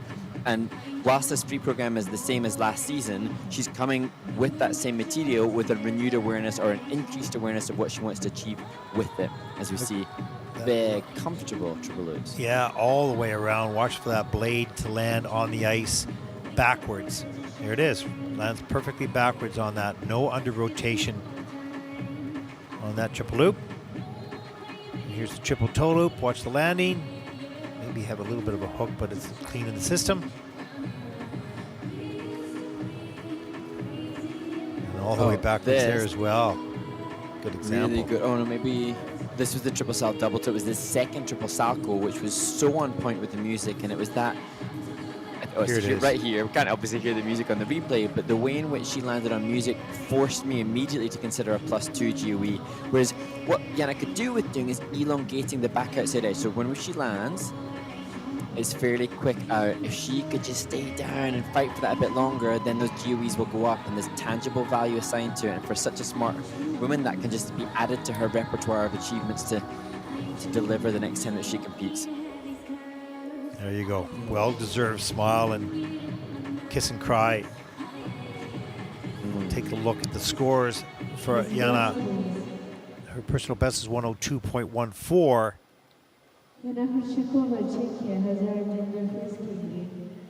And she has a 103.94. New season's best for Jana Hyewon from Czechia, 153.72. That'll put her in first place. Nice hug, nice feel. And she is thrilled and happy with that performance. So she should be.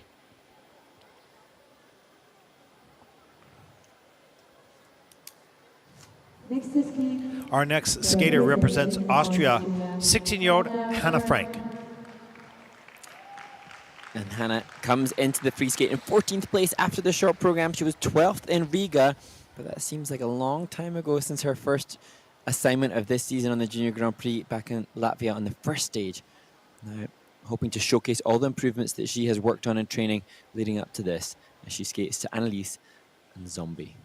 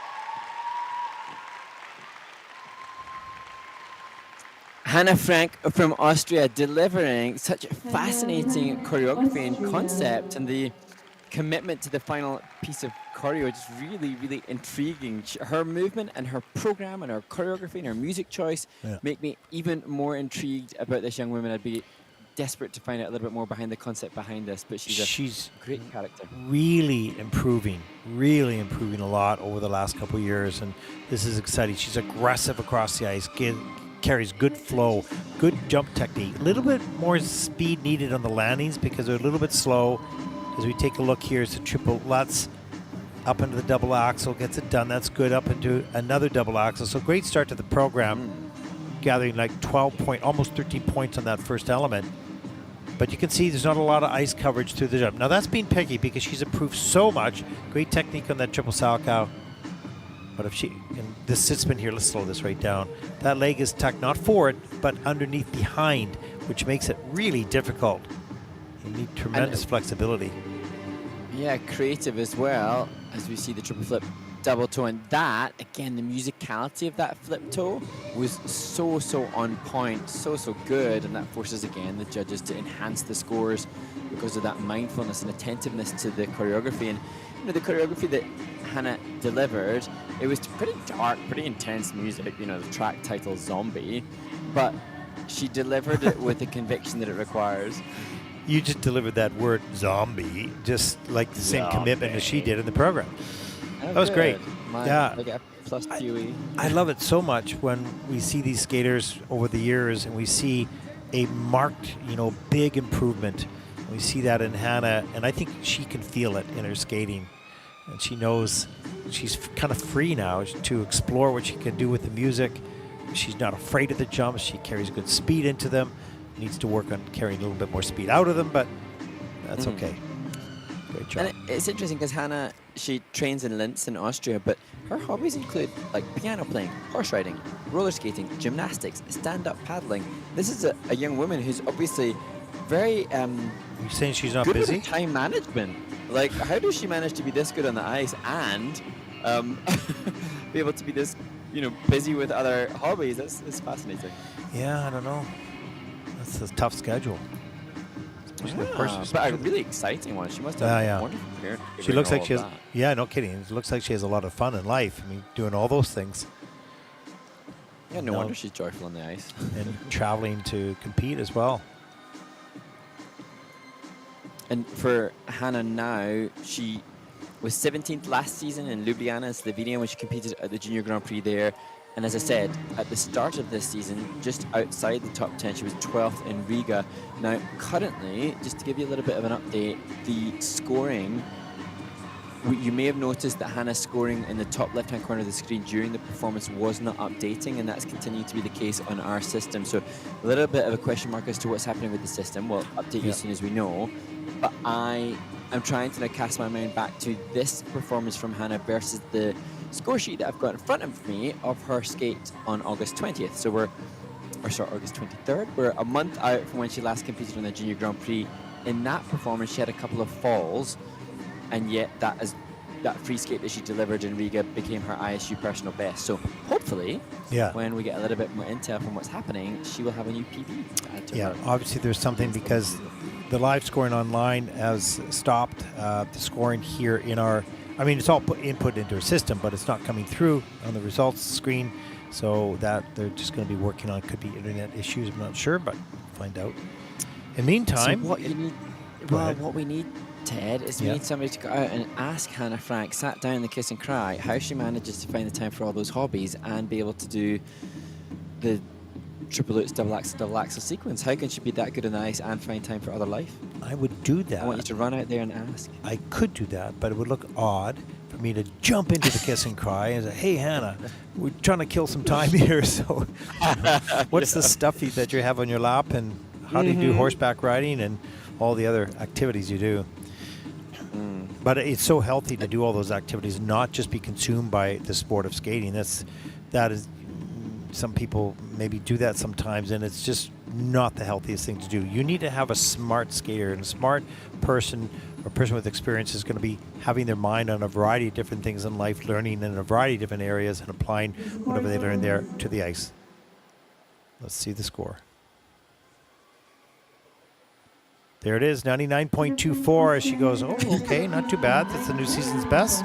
That's second in the free program with a total competition score, The total score for competition 149.44, and that put Hannah Frank currently into second place. Really have improved. Congratulations. We look forward to watching you throughout the season into next year as well. Very exciting. Next to skate. Our next skater represents Latvia, Natasha Jurmaliska, 14 years old, born in London, England there, Mark. Trains in Riga, Latvian junior silver medalist. And Natasha will skate to Filia del Cielo.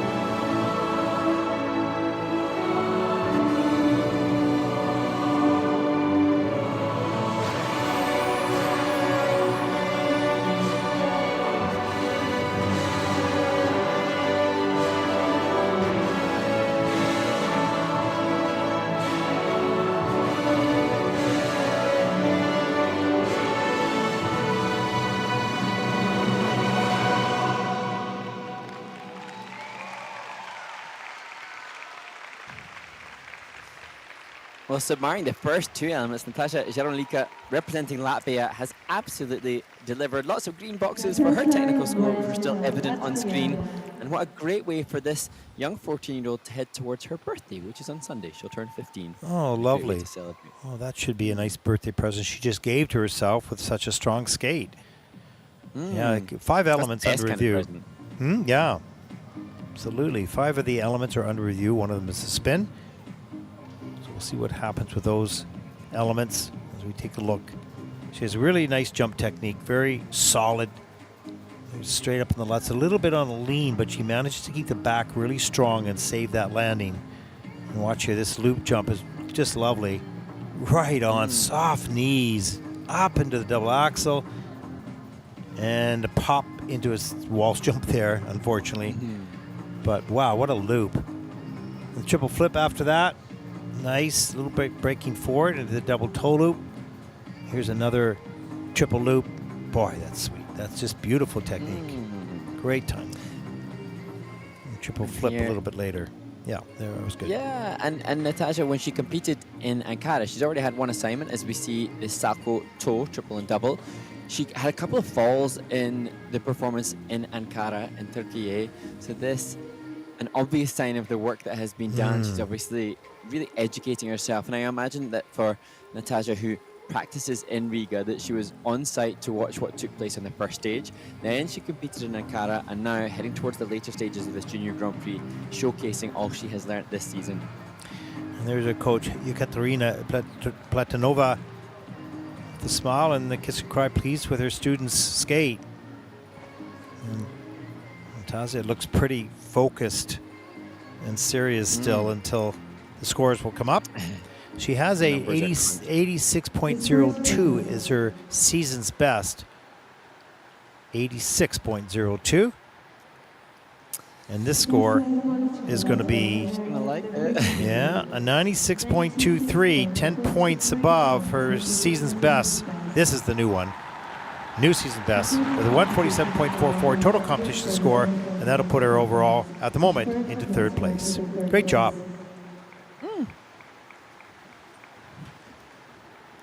She's cautiously pleased.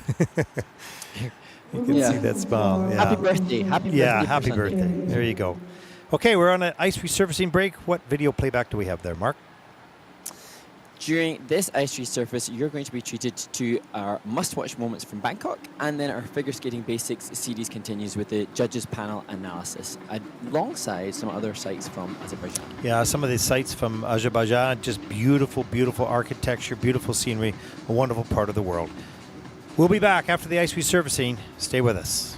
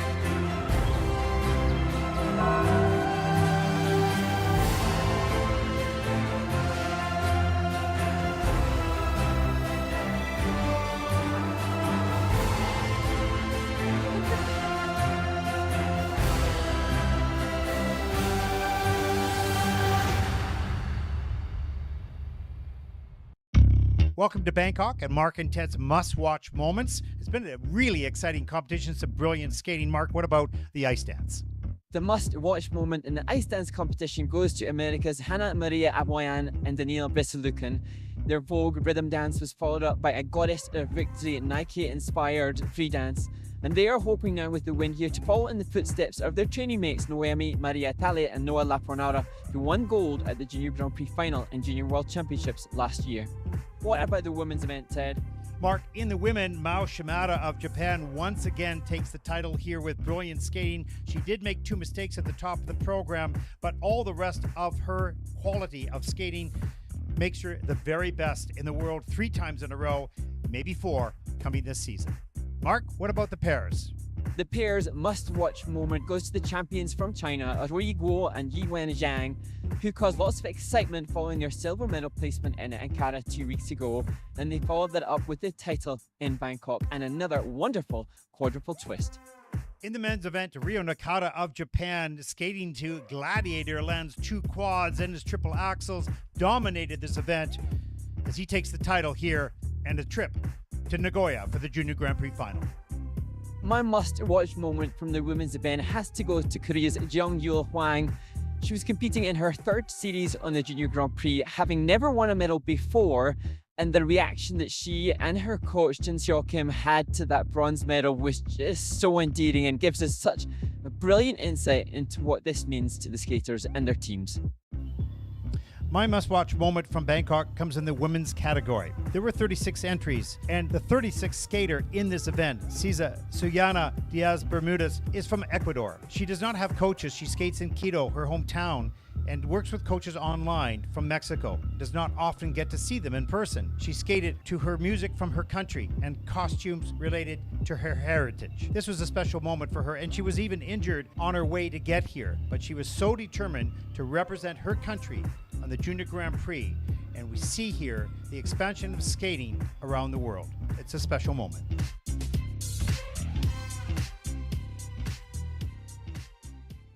Welcome back to Figure Skating Basics. We're going to talk about the technical element scores and the program component scores. But first of all, the tech element score. well, the technical panel is up a little higher than the judging panel. They will identify what the element is and how difficult it is. What about the judges? The judges will then boost or subtract from that technical element score with the grade of execution. Now, some examples of the elements that the judges in the tech panel will be looking at. In single skating, we'd have jumps, spins, step sequences. And at ice dance? We would have lifts, twizzles, steps, spin, and choreographic elements. And in pairs, which is different from the ice dance, you'll see the big lifts, the throws across the ice, the death spirals, and some single elements, some side-by-side jumps and spins as well. And so the technical element score will come up first on the screen on the most left-hand side, and then the judges down here at rinkside analyze the program component score. Well, that's figure skating scoring 101.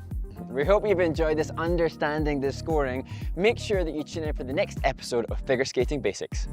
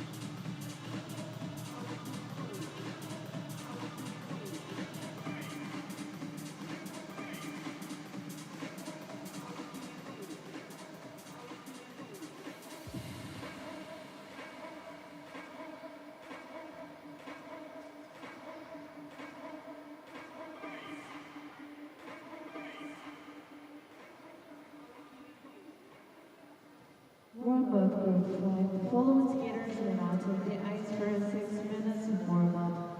Haruna Japan, Leila Turkey, Sofia Estonia, Leah. Welcome back, everyone, to Baku, Azerbaijan, the final two groups on the final day of competition here as we take a look at the start order for group number 5. I'm Ted Barton, Mark Hanready joining us from a studio in Nottingham. Mark, this is the last, no, it's not the last, it's the second to last warm-up group that we have to fill. This young skater from Estonia, Oh my goodness. Sofia Nakosova, wow, she was special.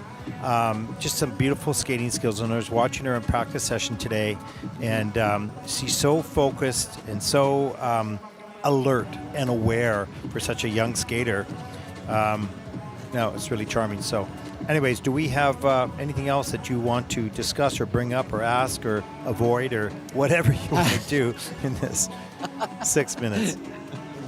I would love to. There are questions. I obviously am a little inquisitive, and it comes from a place of just genuine interest. So I have been very fortunate in my job, the job that I used to do, dancing on ice, where I'd be every year working with 12. So they were titled celebrities. As Katrina does some really interesting warm-up exercises. Very interested by that. And in that, I would then get to ask lots and lots of questions, and many of the people that I worked with had been Olympic champions or world champions in their respective disciplines, their respective fields, and I find it utterly fascinating. And there are some questions that you just never can ask unless you've spent a lot of time with someone. The question that I have that I doubt I'll ever get opportunity to get a true, honest answer from the skaters is, how much are you focused on the competition result versus your skate? Because I am sure that the skaters, they're focused on doing a good skate, but I wonder how much of the result and the end goal invades their brain space, because they are human. My guess would be that if you're close to the podium and you feel that you can do it, part of your brain goes to that. Patrick Blackwell talked very honestly about that yesterday, that he was quite focused on the podium position in order to get himself to the Junior Grand Prix final, which was a bit distracting, among some other things, all the travel he had to do in a short period of time. So I think that if you're down in, sort of 12th spot and, it's out of reach, then you're more focused on finishing the competition with a good skate and maybe getting the personal best. But if you're within, I would say, probably 5 points of the third place, or maybe even a little bit more, and you feel that you have enough of the technical difficulty to get those points, then I think you might be thinking that a little bit. And then of course, if you're in the top 3, Mark, and then you need that 13 points of second, third place is not going to get you to the final. You're definitely thinking about it. Yeah, and then how that in turn affects the athlete, because it can undoubtedly, we see on so many occasions the opportunities where athletes really relish the chance to deliver because there's the pressure, and then you see the times when, of course, that pressure then impacts them to be too tight and they can't deliver, especially on the jumps. One thing, Ted, that I'll utilize, seeing as you're giving me an open forum to talk, which is dangerous for all concerned. I keep making the same mistake. I can't believe I do this. Okay, no, go ahead. I don't know, you're going to have to think before the next warm-up. One thing that I'm really mindful of is I cast my mind back to the conversations that I had with athletes from other sports, and one that I know is pertinent to those that have been retired in our sport is how difficult it can be following your competitive career after you've had so much excitement in your life to then move forward from that. And so there were lots of celebs or sports people that I then met in as they were learning our craft, so people that were learning our ice skating world, and they were just so excited by ice skating. And I think that's partly because ice skating is amazing, but also because they have a goal. And I think a lot of these athletes are in the very fortunate position currently of having a life goal and a big motivation to fuel their working day. Right, and I would say one thing. I don't think we being the collective we in the world in figure skating do a very good job of helping the athletes when they give up something that they've known all their life and takes so much space. How do they bridge that gap between a life that's exciting and they travel and they're well known and maybe even they're famous and they've got goal oriented goals that are possible because they're on that pathway and they've worked so hard, et cetera, et cetera. You stop that then what? And the question goes in their head, well, now what am I going to do in my life? What's going to give me that same thrill? That's why a number of skaters come back in time. So I don't think we do a really good job at trying to help the athletes through that transition in life from being perhaps a star and having this wonderful, exhilarating life to what next. And but I think the coaches are doing a good job with that because many of them are using their top skaters in one capacity or another. So, you know, it's the one thing I worry about it because it's hard to cope. That's such a good point, Ted. It's such a good point. And you know, we're so consumed with covering what's in front of us that we don't see what's behind closed doors beyond the glittering, you know, bright lights of the spotlight of competition. And so that's great. But what I would then say, which was exciting for me to hear, was that in discussion with the chair of the Ice Dance Technical Committee, Sean Rettstadt, they were talking about how to utilise potential retirees next season within the sport. And I think that was, you know, again, another part of the ISU Vision 2030 is the safeguarding. And essentially we're discussing safeguarding. We're safeguarding of the mental space of these athletes beyond, within the competitive arena for one, and potentially beyond the competitive arena for two. Yeah, exactly. Well done. Your questions are long enough to fill our 6 minutes with an interesting topic. I just checked as well. I had some come in and I didn't. I just had some come into my personal social media, so I'll have to get to them later. Oh my Apologies gosh, to those now that you're sent behind. questions. Here we go. Group number 5.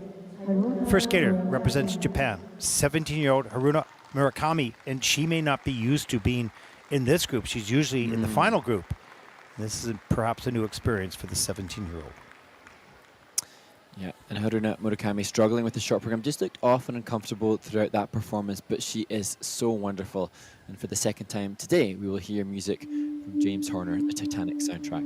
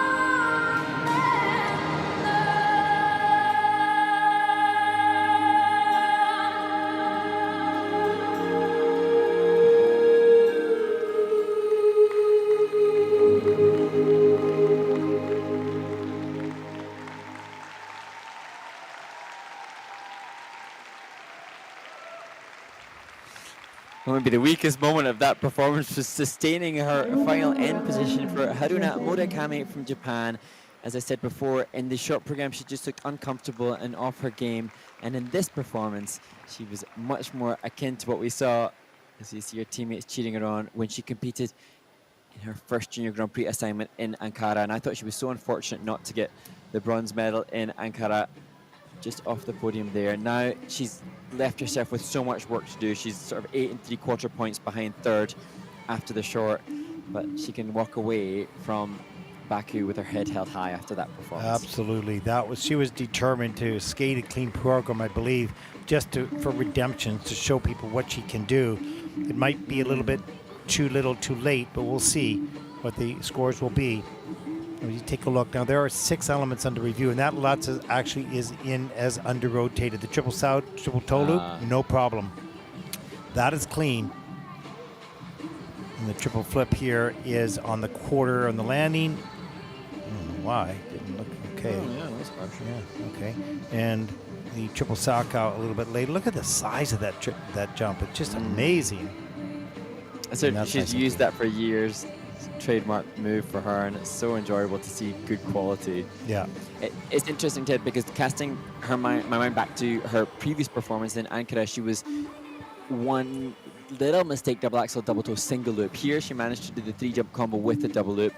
I would suggest that the components weren't as strong. There was a bit more energy in her performance in Ankara. Here she had to probably concentrate a little bit more to make sure she was able to go clean. She didn't want to come away from this event with 2 weak performances. Yeah, little less connection. But yeah, but nevertheless, sometimes it's a little harder to attract some of those bigger scores earlier on in the starting order. But we'll see now how this impacts the rest of the competition from the judges' perspective on the PCS. It was a really solid skate for her, and you can see the big smile in the kiss and cry. No matter what it is, it matters, but it doesn't matter. Feeling that, okay, I can still do this. I can skate clean. And we've spoken in this event already about the American women with the kind of weight of pressure and expectation representing a strong skating nation. Haruna Murakami undoubtedly will have that. And now for her moving forward, she skated cleanly. What's she going to do post-Olympics? Is she going to contend for one of those senior world spots? How can she propel herself even higher? Yeah, 106.68. That is first in the free program. They look pretty happy with that. She has a 122 personal best, so that's a big score. This is a 157.91 total competition score as she takes over the lead at this stage of the competition.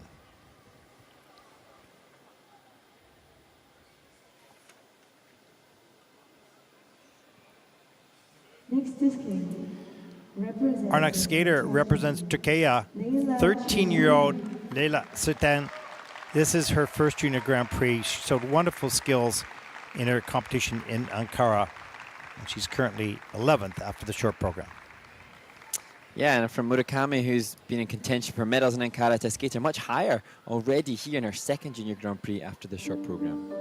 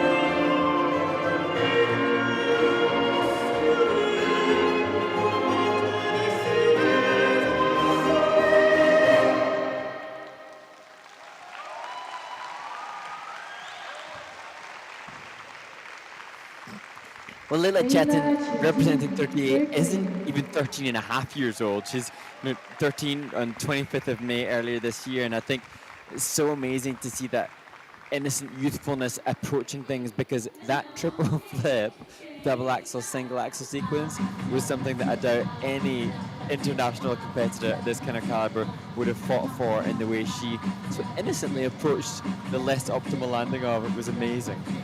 There's a look at the triplets to start the program, nice and clear and clean in the judging system. There's the triple flip, double toe.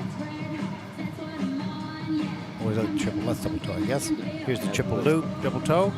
Not a lot of speed through the jump combinations yet, carrying that speed into. And that's okay. She's learning how to turn them. Good speed going in, and then really slow here around the circle, up into the double axle. How she did it, unreal. And then single axle. See, I'm doing it all here. Come on, getting every point I can.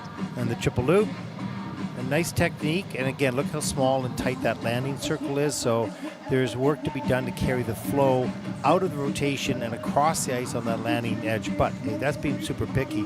This young woman at the age of 13, not even 13 and a half, as Mark says, is highly talented from a technical perspective. Beautiful posture and some nice skating skills. So kind of a bright future here, Mark. Yeah, and there's a gulf in sort of experience between her and the current leaders from Japan, Haruna Murakami. And from 13 to 17, there's a whole lot of life learning and changes that happen for Leila Chetin now. I'm sure she will be really supported and looked after now to help develop as a skater and as a human.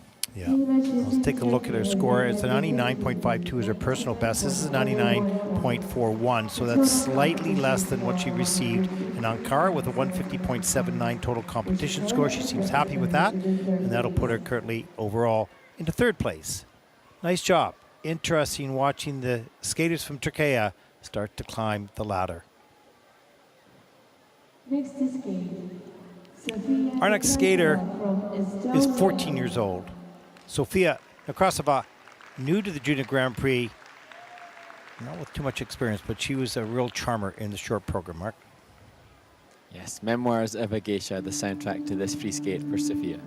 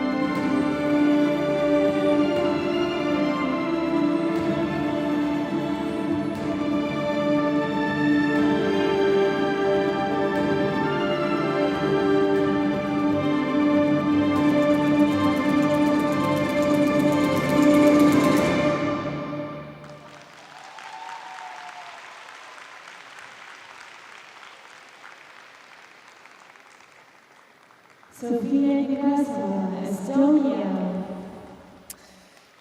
Well, so much to admire in Sofia Nekrasova representing Estonia, a skater that hasn't had the skate that they were wishing for, as Anna Lavandi, the coach of the Estonian Vladislav Chirikov, applauds from ringside. But Sofia Nekrasova is a name that I think we will all remember because of the short program. And even with this mistake-filled free skate, demonstrates so many brilliant traits, including speed and ice coverage for one.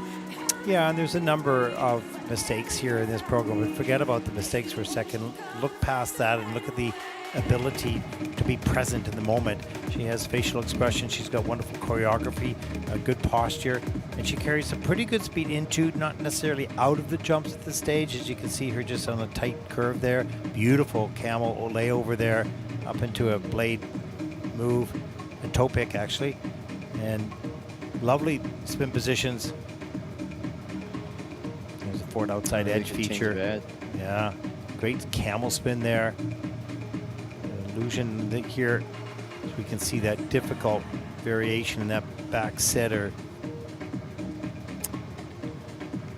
Kind of got it all. We haven't seen skaters utilize the grade of execution in the spins as well as Sofia has. And whilst this triple loop double axel isn't the greatest quality, what was impressive about it is that it followed two falls earlier on in the program, and that she had the mental tenacity to deliver and not give up, whereas others would have been understood to do so. The falls are recorded, so they see that for sure, but she made you forget about the falls in her performance because you were just captivated to a certain degree.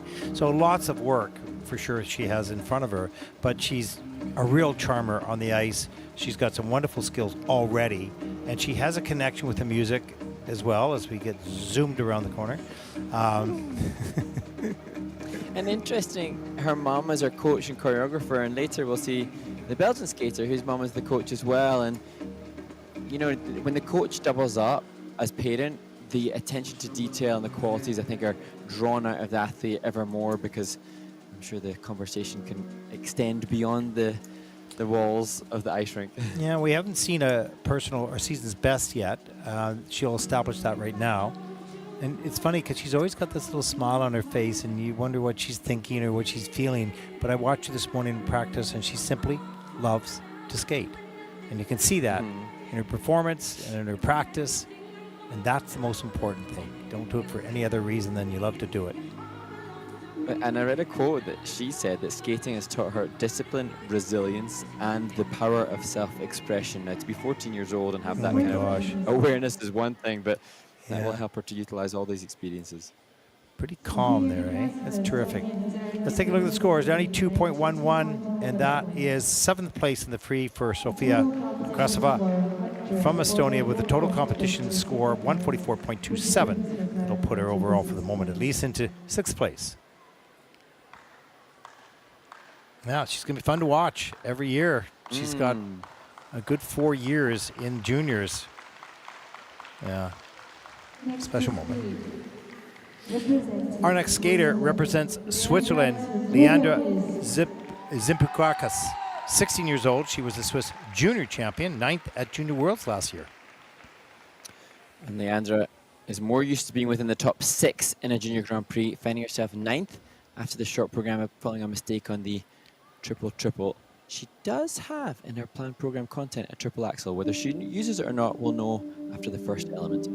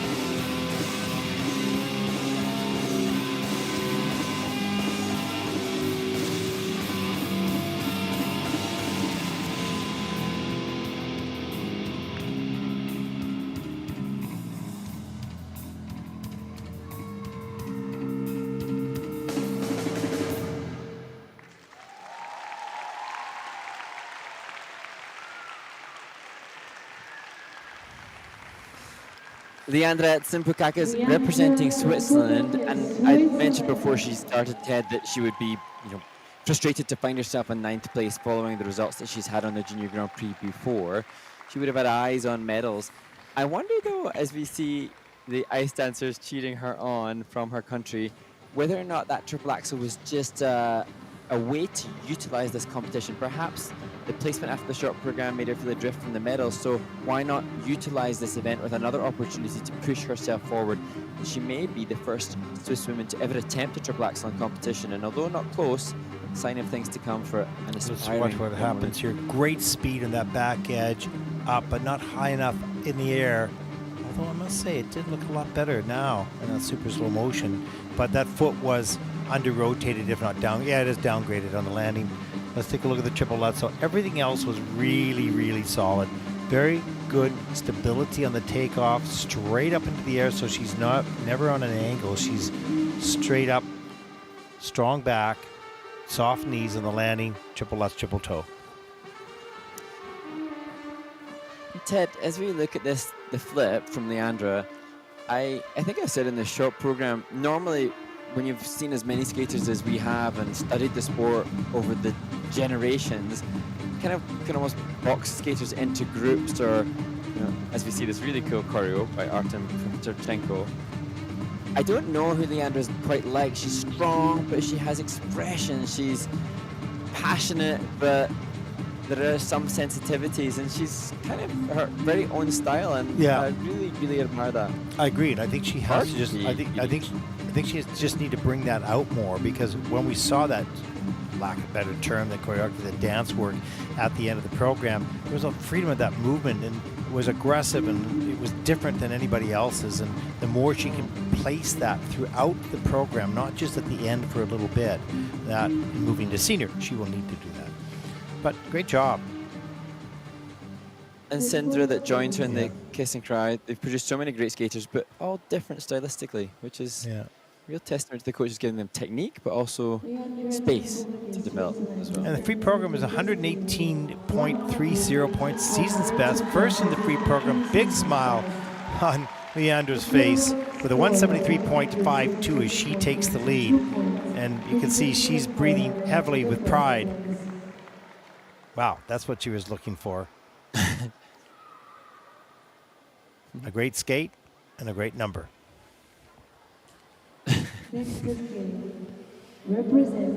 Our next skater represents Belgium, 13-year-old Lulu Rimishen. This is her first Junior Grand Prix season, second event this fall, placing 11th in Ankara. And this program made your must-watch moment, Ted, before. Yes. Great piece to Adam's family. Raindrops on roses and whispers on kittens, bright cotton heavens and warm woolen mittens, brown paper packages tied up with strings. These are a few of my favorite things. Cream-colored ponies and crisp-apple strudels, doorbells and sleighs, wishes and windows, while geese that fly with the moon on their wings. These are a few of my favorite things. When the dark nights and these days, when I'm feeling sad, I simply remember my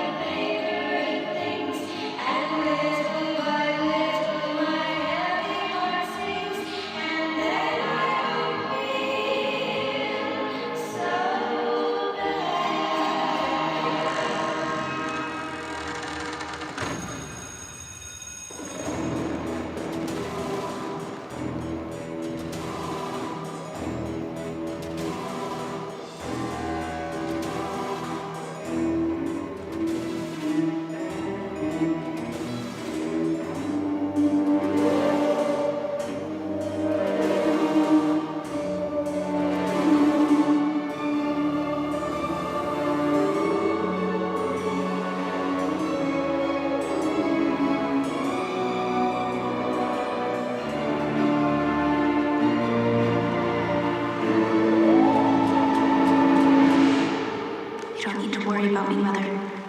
I do my best work in the dark. When the sun goes down and the moon comes up, I turn into a teenage Uutela.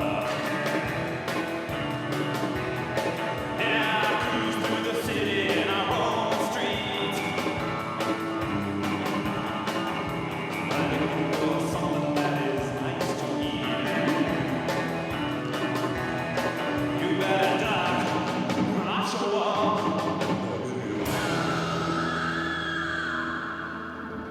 Love is just a history that they may prove, and when you're gone, there's no. I'll dance, dance, dance with my hands, hands, hands above my head. Like Jesus said, I'm gonna dance, dance, dance with my hands, hands, hands above my head. Dance together, forgive him before he's dead, because I won't cry for you. I won't crucify things you do. I won't cry for you, see, and you're gonna still be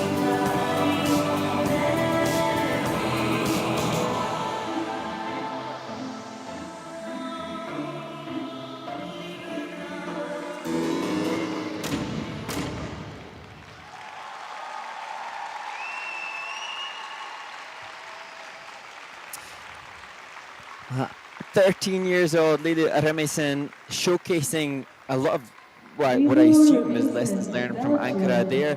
She started well in her free skate and then went on to make mistakes and then 3 falls. On this occasion, she had a mistake on the triple toe, one of her easiest elements early in the program, and yet rallied hard and made sure that she was still able to deliver and not let her succumb to that early mistake. Yeah, I think on that last triple Lutz element number 8, I saw a big smile come on her face because she, fought back and had really good elements after that one mistake. And she not only has the jump elements and the spins, but she has obviously a character and a performance. Yeah, and as we see this perfect interpretation of the choreography by Benoit Richaud, this was actually the first of the reveals online that I saw of the program concept, and it was so well done by Benoit and the team, and paved the way for others, I think, to copy that kind of reveal online of the concept behind the program as we see triple flip, double toe. And here's the look at the triple toe loop here. This was problematic and just over-rotated with the upper body, lost the edge. But that was it. That was the only mistake. Here's the triple loop. Let's take a look at the rest of these elements. They're really solid. And there's an under rotation on that triple loop. Here's the triple Lutz into the double axel, into another double axel, and all 3 of those were clean. So that was 14.5 points for that one element there. Wow. And the She second just triple continued Lutz. to take them off. Yeah, and that was a beautiful triple Lutz, nice and clean landing. And as we see that amazing clarity of position on the layback and then the clarity of storytelling to the finish. It was a left forward outside edge spiral, catch foot spiral, cross catch. I think it was a choreo sequence where Lilu was choreographing with the free arm as well. The depth of the edge was amazing and she was still performing within it. And little moments like that, to me, showcase a skater that I look forward to seeing like new material from. I kind of think, what are her mom as her coach and her choreographer Benoit going to come up with in the future? Yeah, exactly. Because now they've got the storyline that she's going to tell a story. She's going to create entertainment as much as art and sport, or as well as art and sport. And so it puts the expectation of what she's going to do next, which puts the pressure on Benoit or anybody else, But that's what's exciting about this skater, because you're going to be expecting more like she's been delivering here this season. So, you kind of want to have the attention. She's got it. Yeah, and I feel then if we can raise and elevate the importance of that in the sport, that might then connect with more people out with the realms of the sport.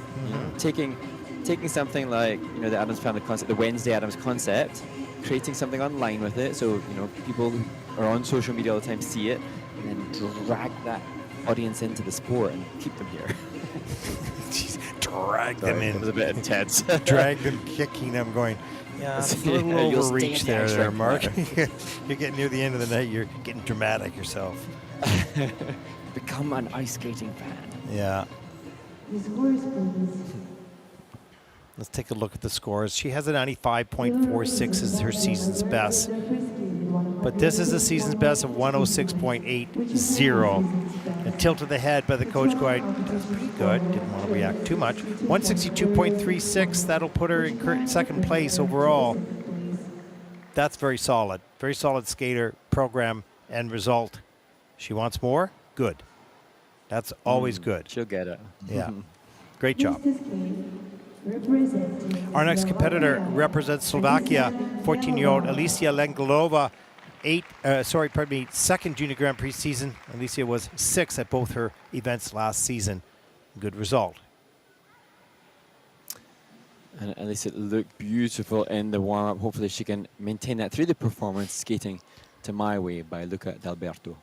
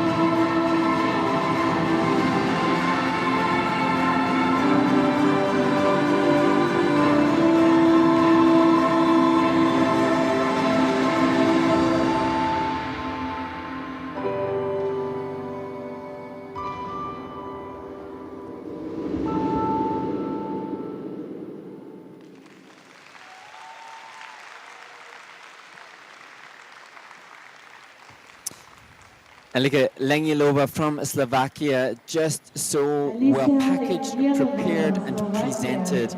And, you know, it's interesting as we're discussing off air, the requirements needed for success in these events are so, so high. And it's hard to comprehend that what we've just seen may not medal or come close to medals, because Alika is just choreographically great, skating skills great, jumps great, the program layout difficult as well, saving the harder elements for later. Just nothing but positives, really.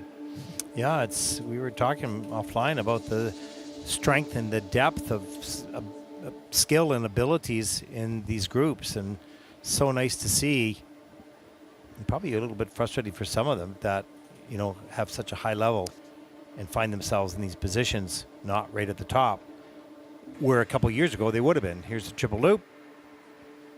Let's take a look. There's just 4 elements under review. There's the triple lutz here. Watch the landing. That was all the way around. Probably an inside edge takeoff, though. Maybe not. There's triple lutz again a little bit later, up into the double axle. Watch you snap the arms and free leg up. You need that just to pull you up in the air and fold you into rotation position.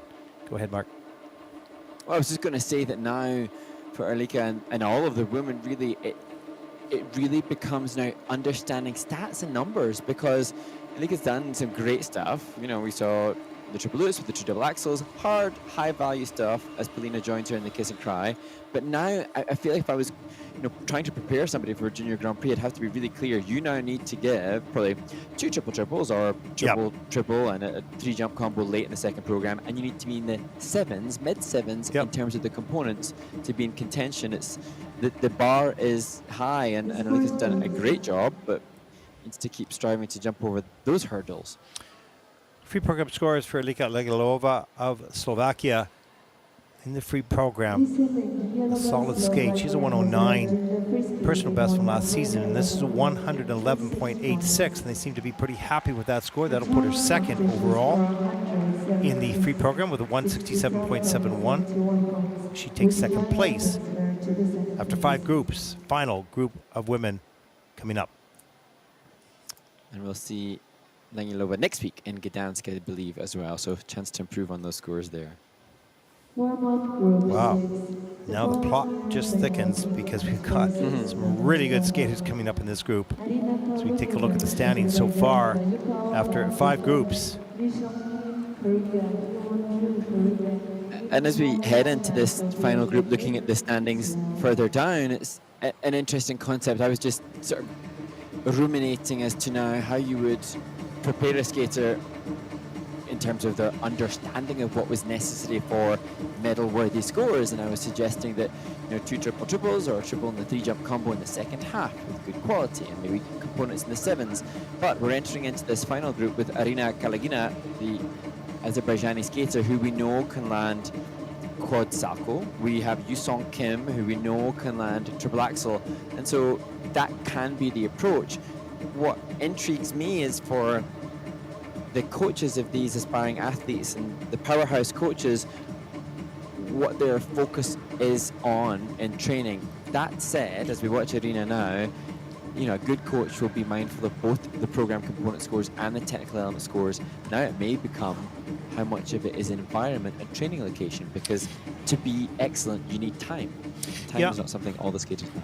Yeah, and I would say that the skating skills, because when you take a look at your top results over the number of years with the Japanese and Korean skaters, primarily, not everyone, but the skating skills have separated them.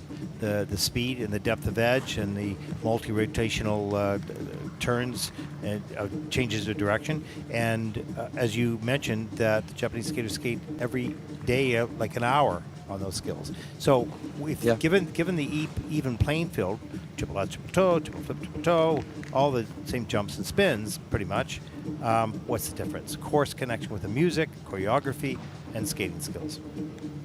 And this last group, Mark, was really good. I mean, they were great. They were really, really strong skaters, but not as strong skating skills as perhaps this last group. We'll see.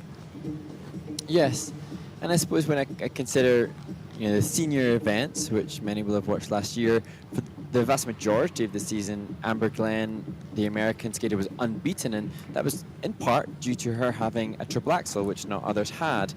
But she did have a fundamental or foundation of good quality program component scores as well. So it's really the all-rounded athlete that will excel. And now what's going to happen for these guys? Because I believe leader Sofia Schifrin, she can triple axel as well. Whether or not she was doing that in practice this morning or chooses to use it now, I'm not sure. But And the question, Sophia's ever been in this position where she's the leader. She's the hunted. And so how will she handle that situation? Not just her, but any skater who's not been in that position internationally, sitting in first place, kind of maybe even for herself, unexpectedly. How do you handle that new position? Because that's something, quite often coaches talk about for skaters. Sometimes you don't want to talk about it. Sometimes you need to talk about it. Is like, you can't change the game plan. It doesn't matter whether you're 10th or it doesn't matter whether you're first. What matters is you go out there and execute that 3.5 minutes as well as you possibly can on that day, no matter what the position going into that event is. Yeah, and pertaining to Sofia Schifrin, the leader, over the past 2 seasons, I remember thinking that she was in medal contention, and I was on occasion surprised that she didn't find herself closer than she was. She's had 3 Junior Grand Prix results within the top 10, but not medals.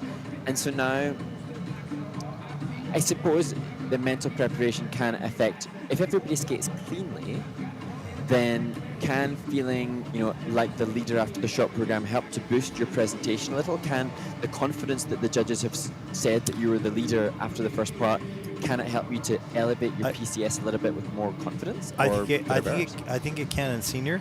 I'm not so sure it does in junior, because the juniors haven't experienced that yet, and this will be an experience for her, good or bad, whether she skates well or not. She needs this experience to understand the feeling that you have when you're in the lead, because it's different than when you're in second, third, and fourth, or whatever the case may be. So you need to have that to understand that it's a bit different, and how you have to put away thoughts in your head that didn't exist in the other positions, but they do when you're sitting in first place.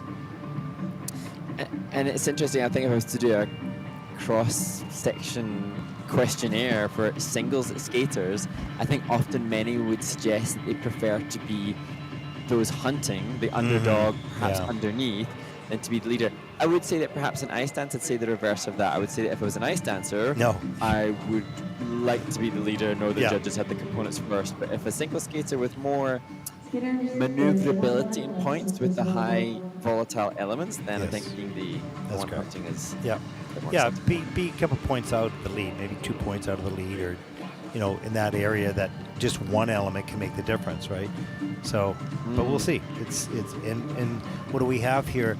We have Sofia at 61.57, Yihan from China at 60.96, and Hyewon Joo from Korea at 59.99. So there's so little difference that it's just one element. So this is going to be really interesting to see and exciting. Yeah. Hopefully they all skate well. Well, yeah, we've got, Mayoko Oka, who won in Ankara, and she, in 5th place now, she isn't out with the realms of possibility that she could win again. So it just makes it a very confusing maths equation when it comes to considering final placements, because Yihan Wang comes in with 11 points. She's got her medal already, and confusing. Yeah. We just wish everybody the clean skate. We do. And let the We wish judges them the good sort it skate. out. We wish them happy coming off the ice, and whatever happens, happens. And so we get started. Group number 5, the final 6 skaters here in Baku. The first skater, though, represents Azerbaijan. Arina Kuligina. Just 14 years old. So interesting, Ted, to see Coach Viktoriya Volchkova still right to the last gasp giving information, and I think that information is pertaining to the 2 quadruple salchos that are planned for Arina in this performance.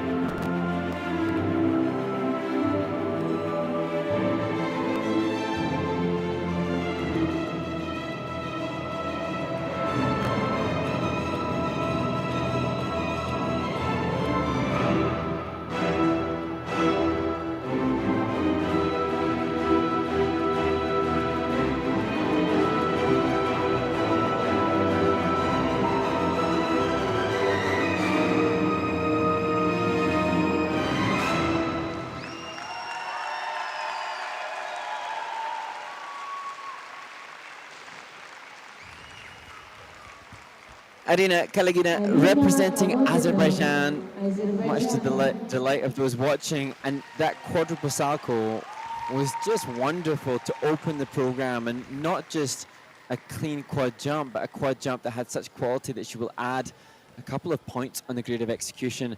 Interestingly, the planned program content that Arina had submitted is completely different to that which she delivered, and maybe that one of the reasons why mistakes started to unravel her later on in the program, but very much a tale of two halves of this performance.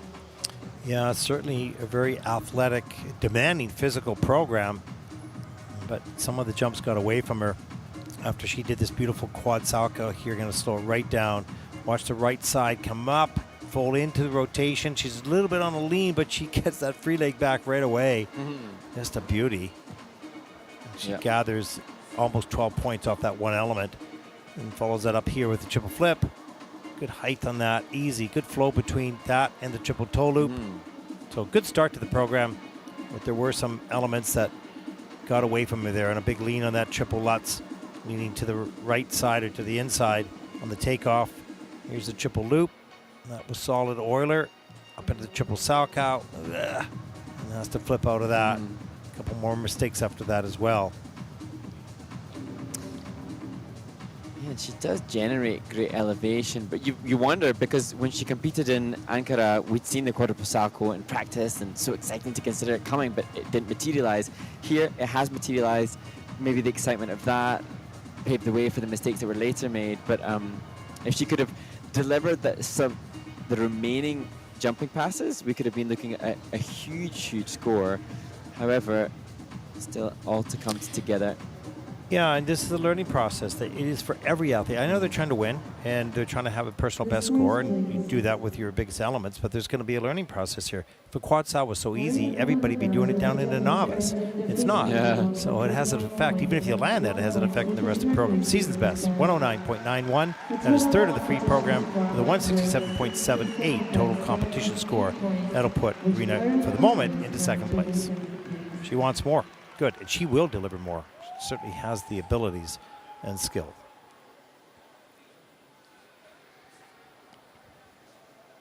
Next to skate.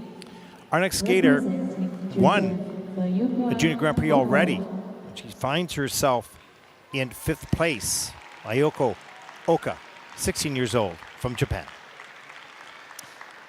And Mayoko finds herself in that 5th place based on trouble with the jump combo in the short program. And that will be the first element in this, her free skate, to some bright morning.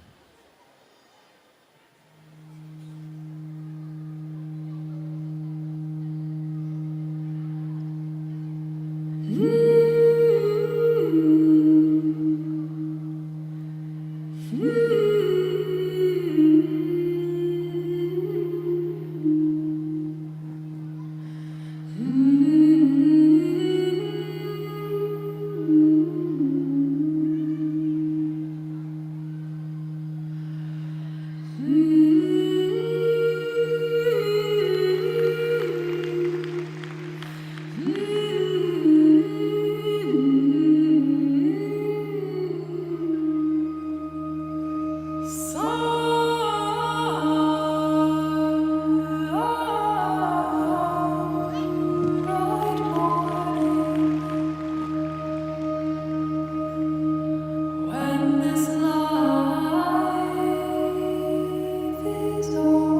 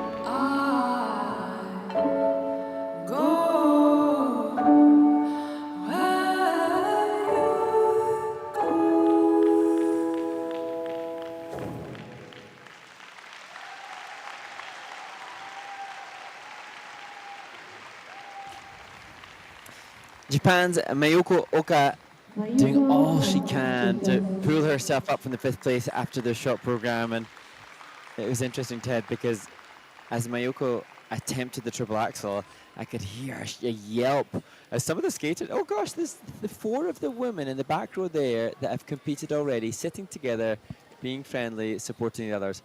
That's That cool. I love. Yeah. That's really cool. But in regards to Mayoko, I could hear a shout from the rink side, I think, and her coach, Satsuki Muramoto, is just such a divine, delicate human, but I wonder if it was her that was showcasing her competitive spirit to do all she can to help her student, just to encourage them to cling on to that landing, which, alas, she couldn't muster.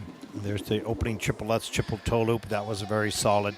Let's take a look at this and see what happens. Slow this right down. Good, straight up in the air. Looked pretty good. A little bit on a lean. Yeah, that lean was just too deep for her to get her body weight over top. Wow. But Yeah, it's interesting. great On attempt. the slow-mo there, you can see, as we see this triple flip, great elevation, great landing, and the other technical passes. Even as she steps forwards, you can see the skating skills, and the way in which she pulls and draws that edge, the use of the blade, just different league in terms of skating skill. Cool.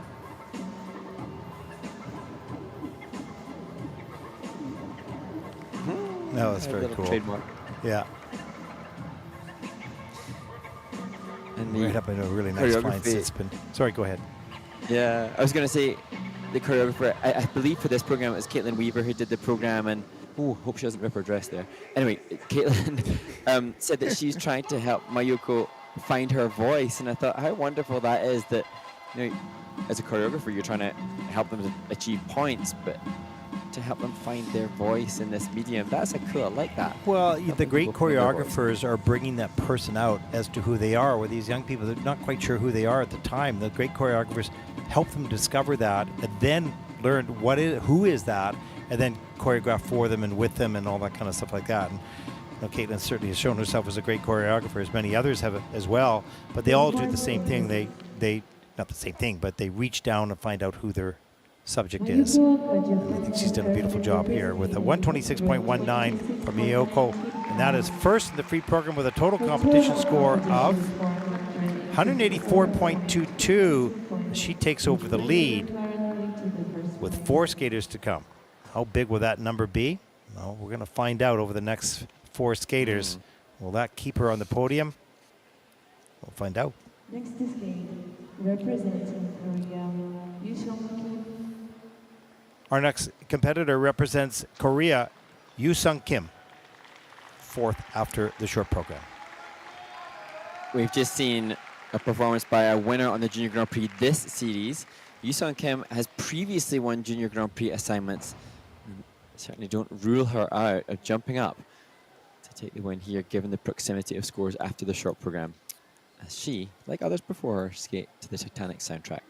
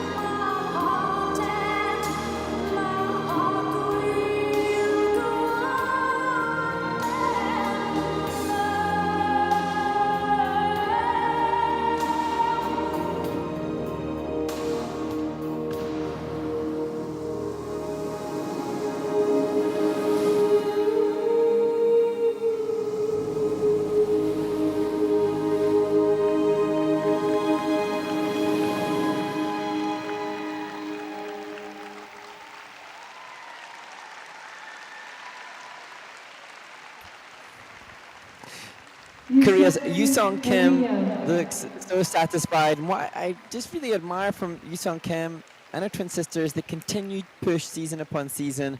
I suppose it's inspired by the likes of Mao Shimada, who obviously has had to stay within the junior ranks, but Yuseong Kim looks just as invested as she ever has been over the past couple of seasons en route to those Grand Prix final participations, as so many of the competitors are out in force to support her. Oh, what a lovely program and a lovely skate here for Yuseong Kim. Let's take a look at some of the elements. The triple axel comes up first. Take a really close look here. It is downgraded, in fact, in the system. Watch for the forward landing. Yeah, you can see that blade pretty close to that. Hard to pick up at full speed as we see the triple flip, triple toe loop, and a nice triple loop. She's really on top of her game here. Maybe a little bit more flow through them. I mean, all these skaters are really good, so what's going to be the difference? Yeah, and I'm just, trying to consider then the comparison, of course, now has to become with Mayoko Oka. And normally I'd say that the skating skills of the Japanese skaters are a little stronger than that of the Korean skaters as a generalization, but the running edge on that triple loops was good, and it's perilously close. There is one difference in spin level. Mayoko Oka had a change foot combo spin up at level 3, whereas Yuseong Kim has level 4 on all of her spins. Both went for triple axel, but the downgrade from Yuseong Kim diminishes the value of that. Very close. I love that double fist pump at the end. She was pleased with that performance. We'll see whether these scores can hold her above and hold her in first place, or get her to first place. Season's best 126.31, that is first in the free program. So she will be, with the total competition score 185.99, the leader with 3 skaters to come. Will this be enough to climb on the podium? Well, it's going to depend on the next 3 skaters. Can they hold themselves together after the pursuit of these clean programs? We'll find out with these clean programs, pardon me. Our next skater represents Korea, Hyewon Joo, 14 years old, and there is no competitive information really on her. This is definitely her first junior Grand Prix event. Mark? Yes, and Hyewon Joo doesn't have the triple axel that we've seen from the 2 previous competitors, or a quadruple salchow as from Irina Kalagina, so she needs to really deliver a strong, clean skate, skating to the wonderful Hymne à l'amour by Edith Piaf.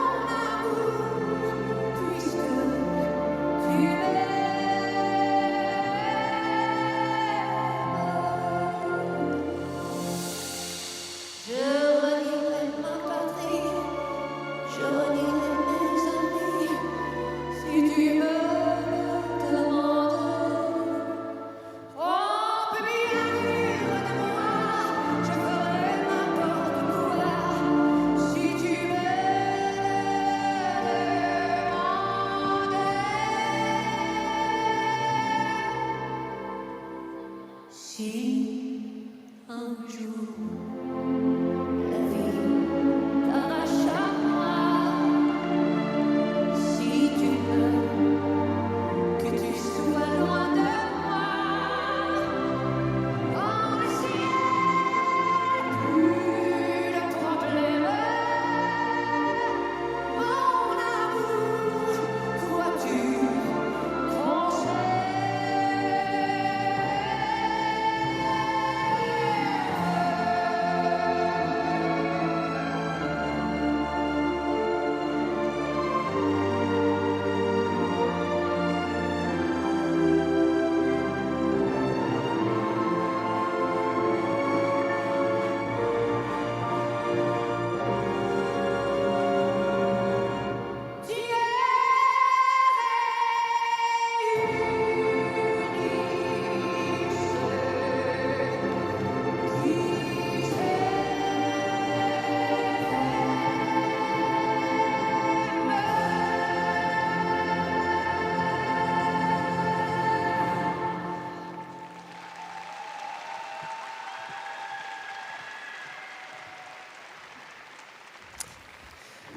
Hyewon Joo representing Korea, and I am always going to be in love with anybody that skates to that music, the iconic piece that Celine Dion sung at the Summer Olympics in Paris.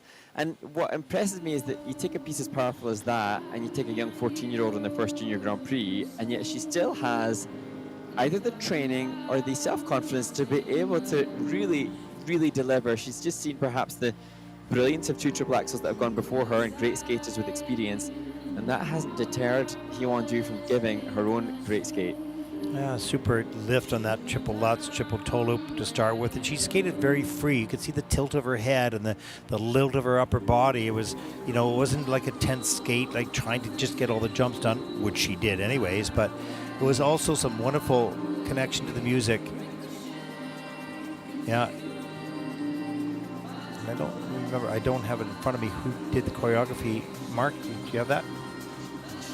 No, I've not got. Oh, no, Yeji Shen, and that's no okay, surprise there then. you go, Yeji Shen, great to be here. And actually, got a shout out to Yeji Shen. He's given some great work. And actually, the Salco, is this where the Salco came up? Because it was just a wonderful transition in and out of the Salco. And there was one little transitional piece before the triple flip where I saw from this 14-year-old a little bit of the intensity and change in the music. And those little nuances will be reflected by the judges in the presentation. And it's so nice to see. Yeah, we see the PCs are in the mid sixes, and of course the leader at the moment, Yuseong Kim, are in the low sevens. So there'll be a difference in the program component scores, as well as she was a little bit behind technically as well. So you're probably going to see a. Well, we're going to have to wait to find out here, but I don't think she'll take the lead.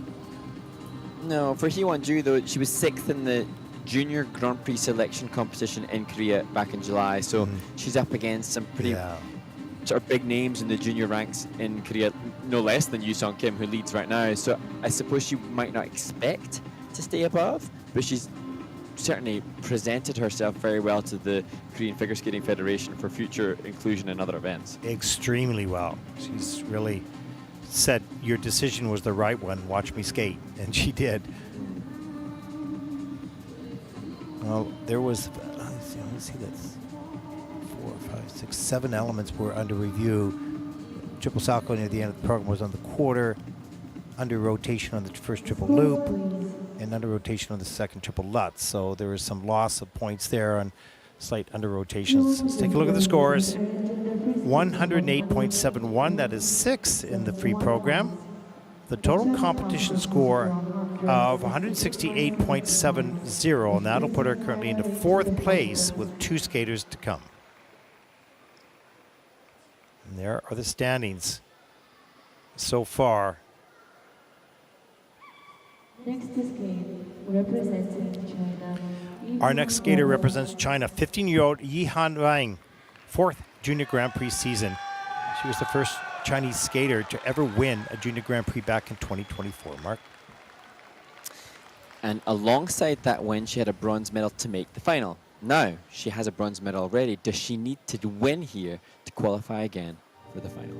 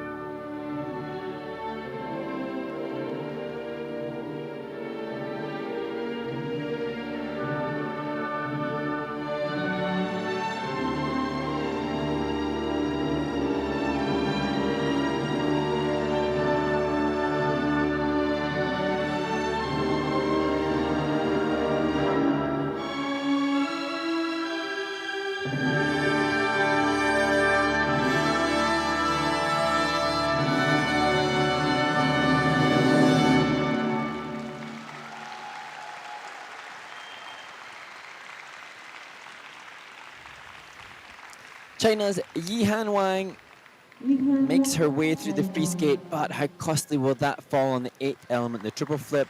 A fall in a competition where so many of the women are skating brilliantly. Will that be costly for this skater? She's so elegant. She doesn't ever hit an ugly line, but she doesn't have the high value elements that others have perhaps had. And then the mistake on top of that could make it very costly for Yihan Wang, certainly to not just try to vie for the final, but to secure a podium place. Yeah, and I think that as I take a look at her PCs in the 6s compared to Yuseong Kim that are in the 7s, there'll be a difference in that as well, because she's got beautiful body line and beautiful choreography and beautiful movement. Not maybe as much emotional connection to the music yet. Yeah. Well, look at how strong that back is and the beautiful body line. As we see her do the triple toe loop, this is just, textbook takeoffs and landings. As we see a triple flip after this, nice and tidy and clean, double axle, and up into another one, keeping that going. And there really is no element that's under rotated. There's one on the quarter, the first triple X was on the quarter. Second as well, I but forget, that's it. now just reliving this performance from Yihan Wang, I'm also mindful that there was not a triple either. So from a technical perspective, it falls short quite a long way from what others have maybe done. And it'd be really interesting to see how the judges review this performer, because she's so elegant and good skating skills. It's great choreography, because you've got David Wilson as a choreographer. That he's a master of that aspect, but the presentation, the engagement with the piece, perhaps not as visible as she makes sure that her coach is ready for a picture. Well, yeah, and I mean, all these women, they're so strong and they're doing the same elements. So what is the difference? It becomes a little bit, just a small piece of this and here, the nuance and the connection, all those types of things that may make the difference. Let's take a look at the scores. She has a 120.30 as her personal best, but it's a 115.67, and that's actually 4th in the free skate. And maybe that triple combination is a miss, and 176.63 total competition score. That'll put her in 3rd place with one skater, the leader, to come. But interesting enough, the leader has never been the leader in a situation like this. She's a wonderful skater. Can she keep this together and focus on the task at hand? Our final skater, representing Israel, Sofia Shifrin. And Sofia was second to skate in the short program, and she obviously led for 34 skaters. Now the last to skate, holding just under a points margin above the others after that brilliant short program. And now she skates to music from the Schindler's List soundtrack. The list is life.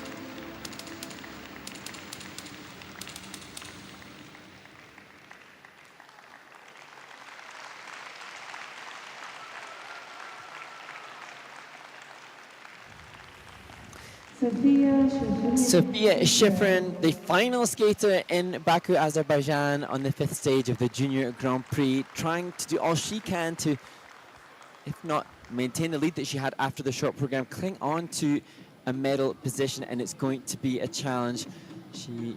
It skates with speed, skates with flow, has good skating skills in regards to ice coverage, but the program connection and the transitional content will not help her from a components perspective. And then there was that one pop, so it's going to be really down to the wire to see whether or not Sofia can maintain a podium place. And she fought all her way through this program, low in the knee, waiting a little longer to get herself set for that triple toe loop. So really good patience between those two opening jumps. There's the triple flip. That was a little rough on the landing,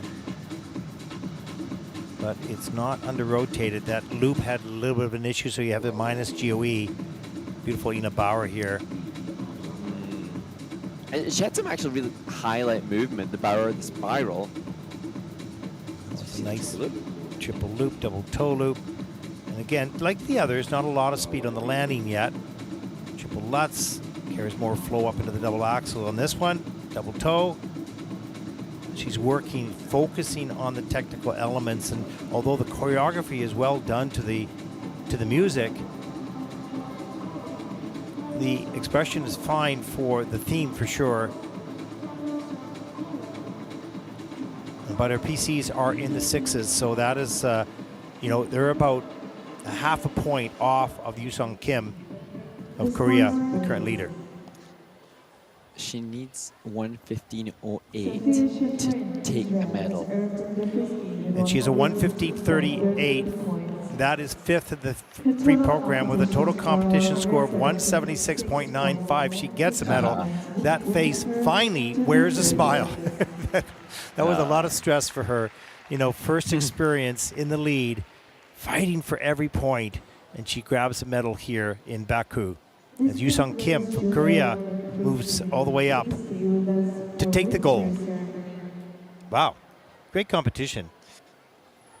Mark? Yeah, and it's always exciting when there's movement and juggling and jostling in the placement. So kudos to all for doing all they can. And there's so many good skaters. It's amazing. It's so little difference in many areas. Just one little mistake will separate you by a lot. But there's at least 2 good groups of women, maybe 2.5 good groups of women, pretty much doing all the same elements. So that was wonderful. And we want to take this just a few moments to thank all the volunteers here in Baku for a wonderful treatment here with all the skaters, of course, the coaches and the parents and all the team members as well, and our production crew for all the kindness that they have shown us in hosting this event. As we will begin to move on, we'll pack up and start to move on tonight or tomorrow to Gdansk for the biggest competition of the series with very long days, lots of skaters there, the pairs as well. So that's going to be exciting, Mark. And I know you'll be joining me finally back in Gdansk, and you'll be with me also in Abu Dhabi. So that is exciting as well. We hope you've enjoyed all the coverage. Of course, the medal ceremonies will be coming up in just a few moments, so please stay online if you'd like to watch that.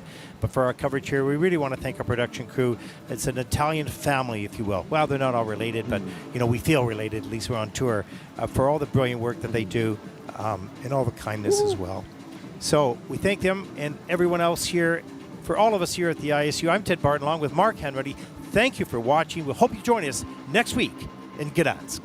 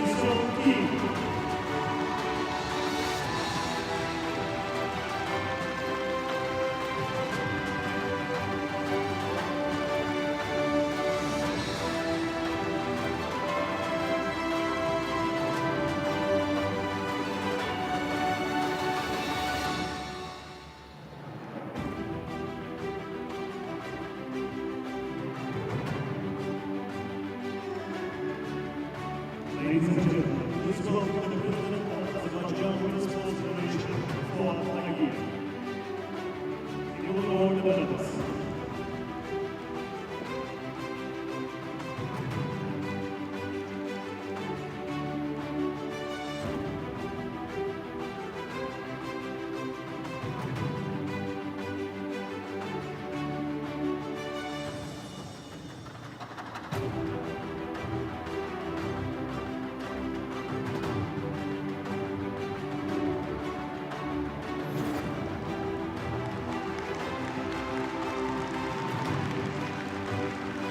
Please welcome the Secretary General of Azerbaijan Women's Sports Federation, Kahlan.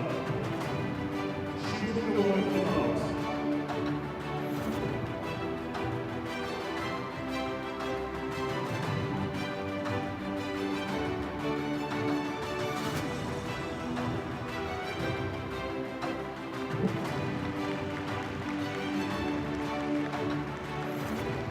Ladies and gentlemen, if you can, please stand for the national anthem of the winner.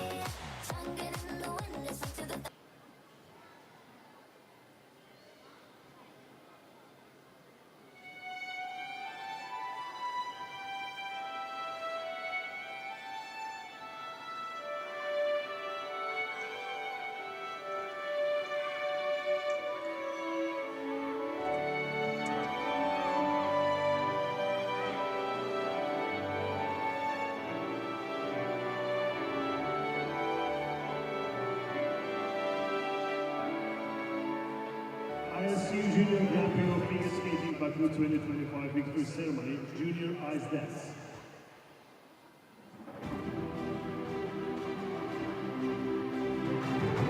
Third and first of the bronze medal from Canada, Sarah Nicholas Guerrero.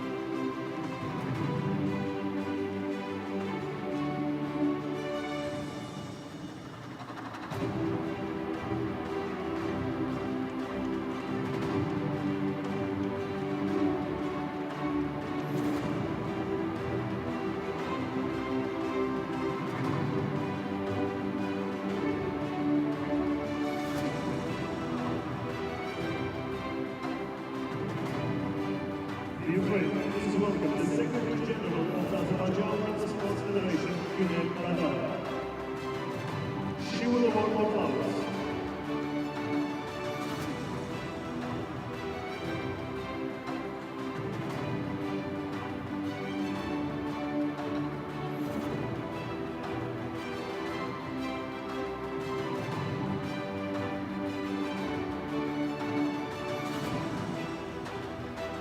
Ladies and gentlemen, please stand for the national anthem of the winner.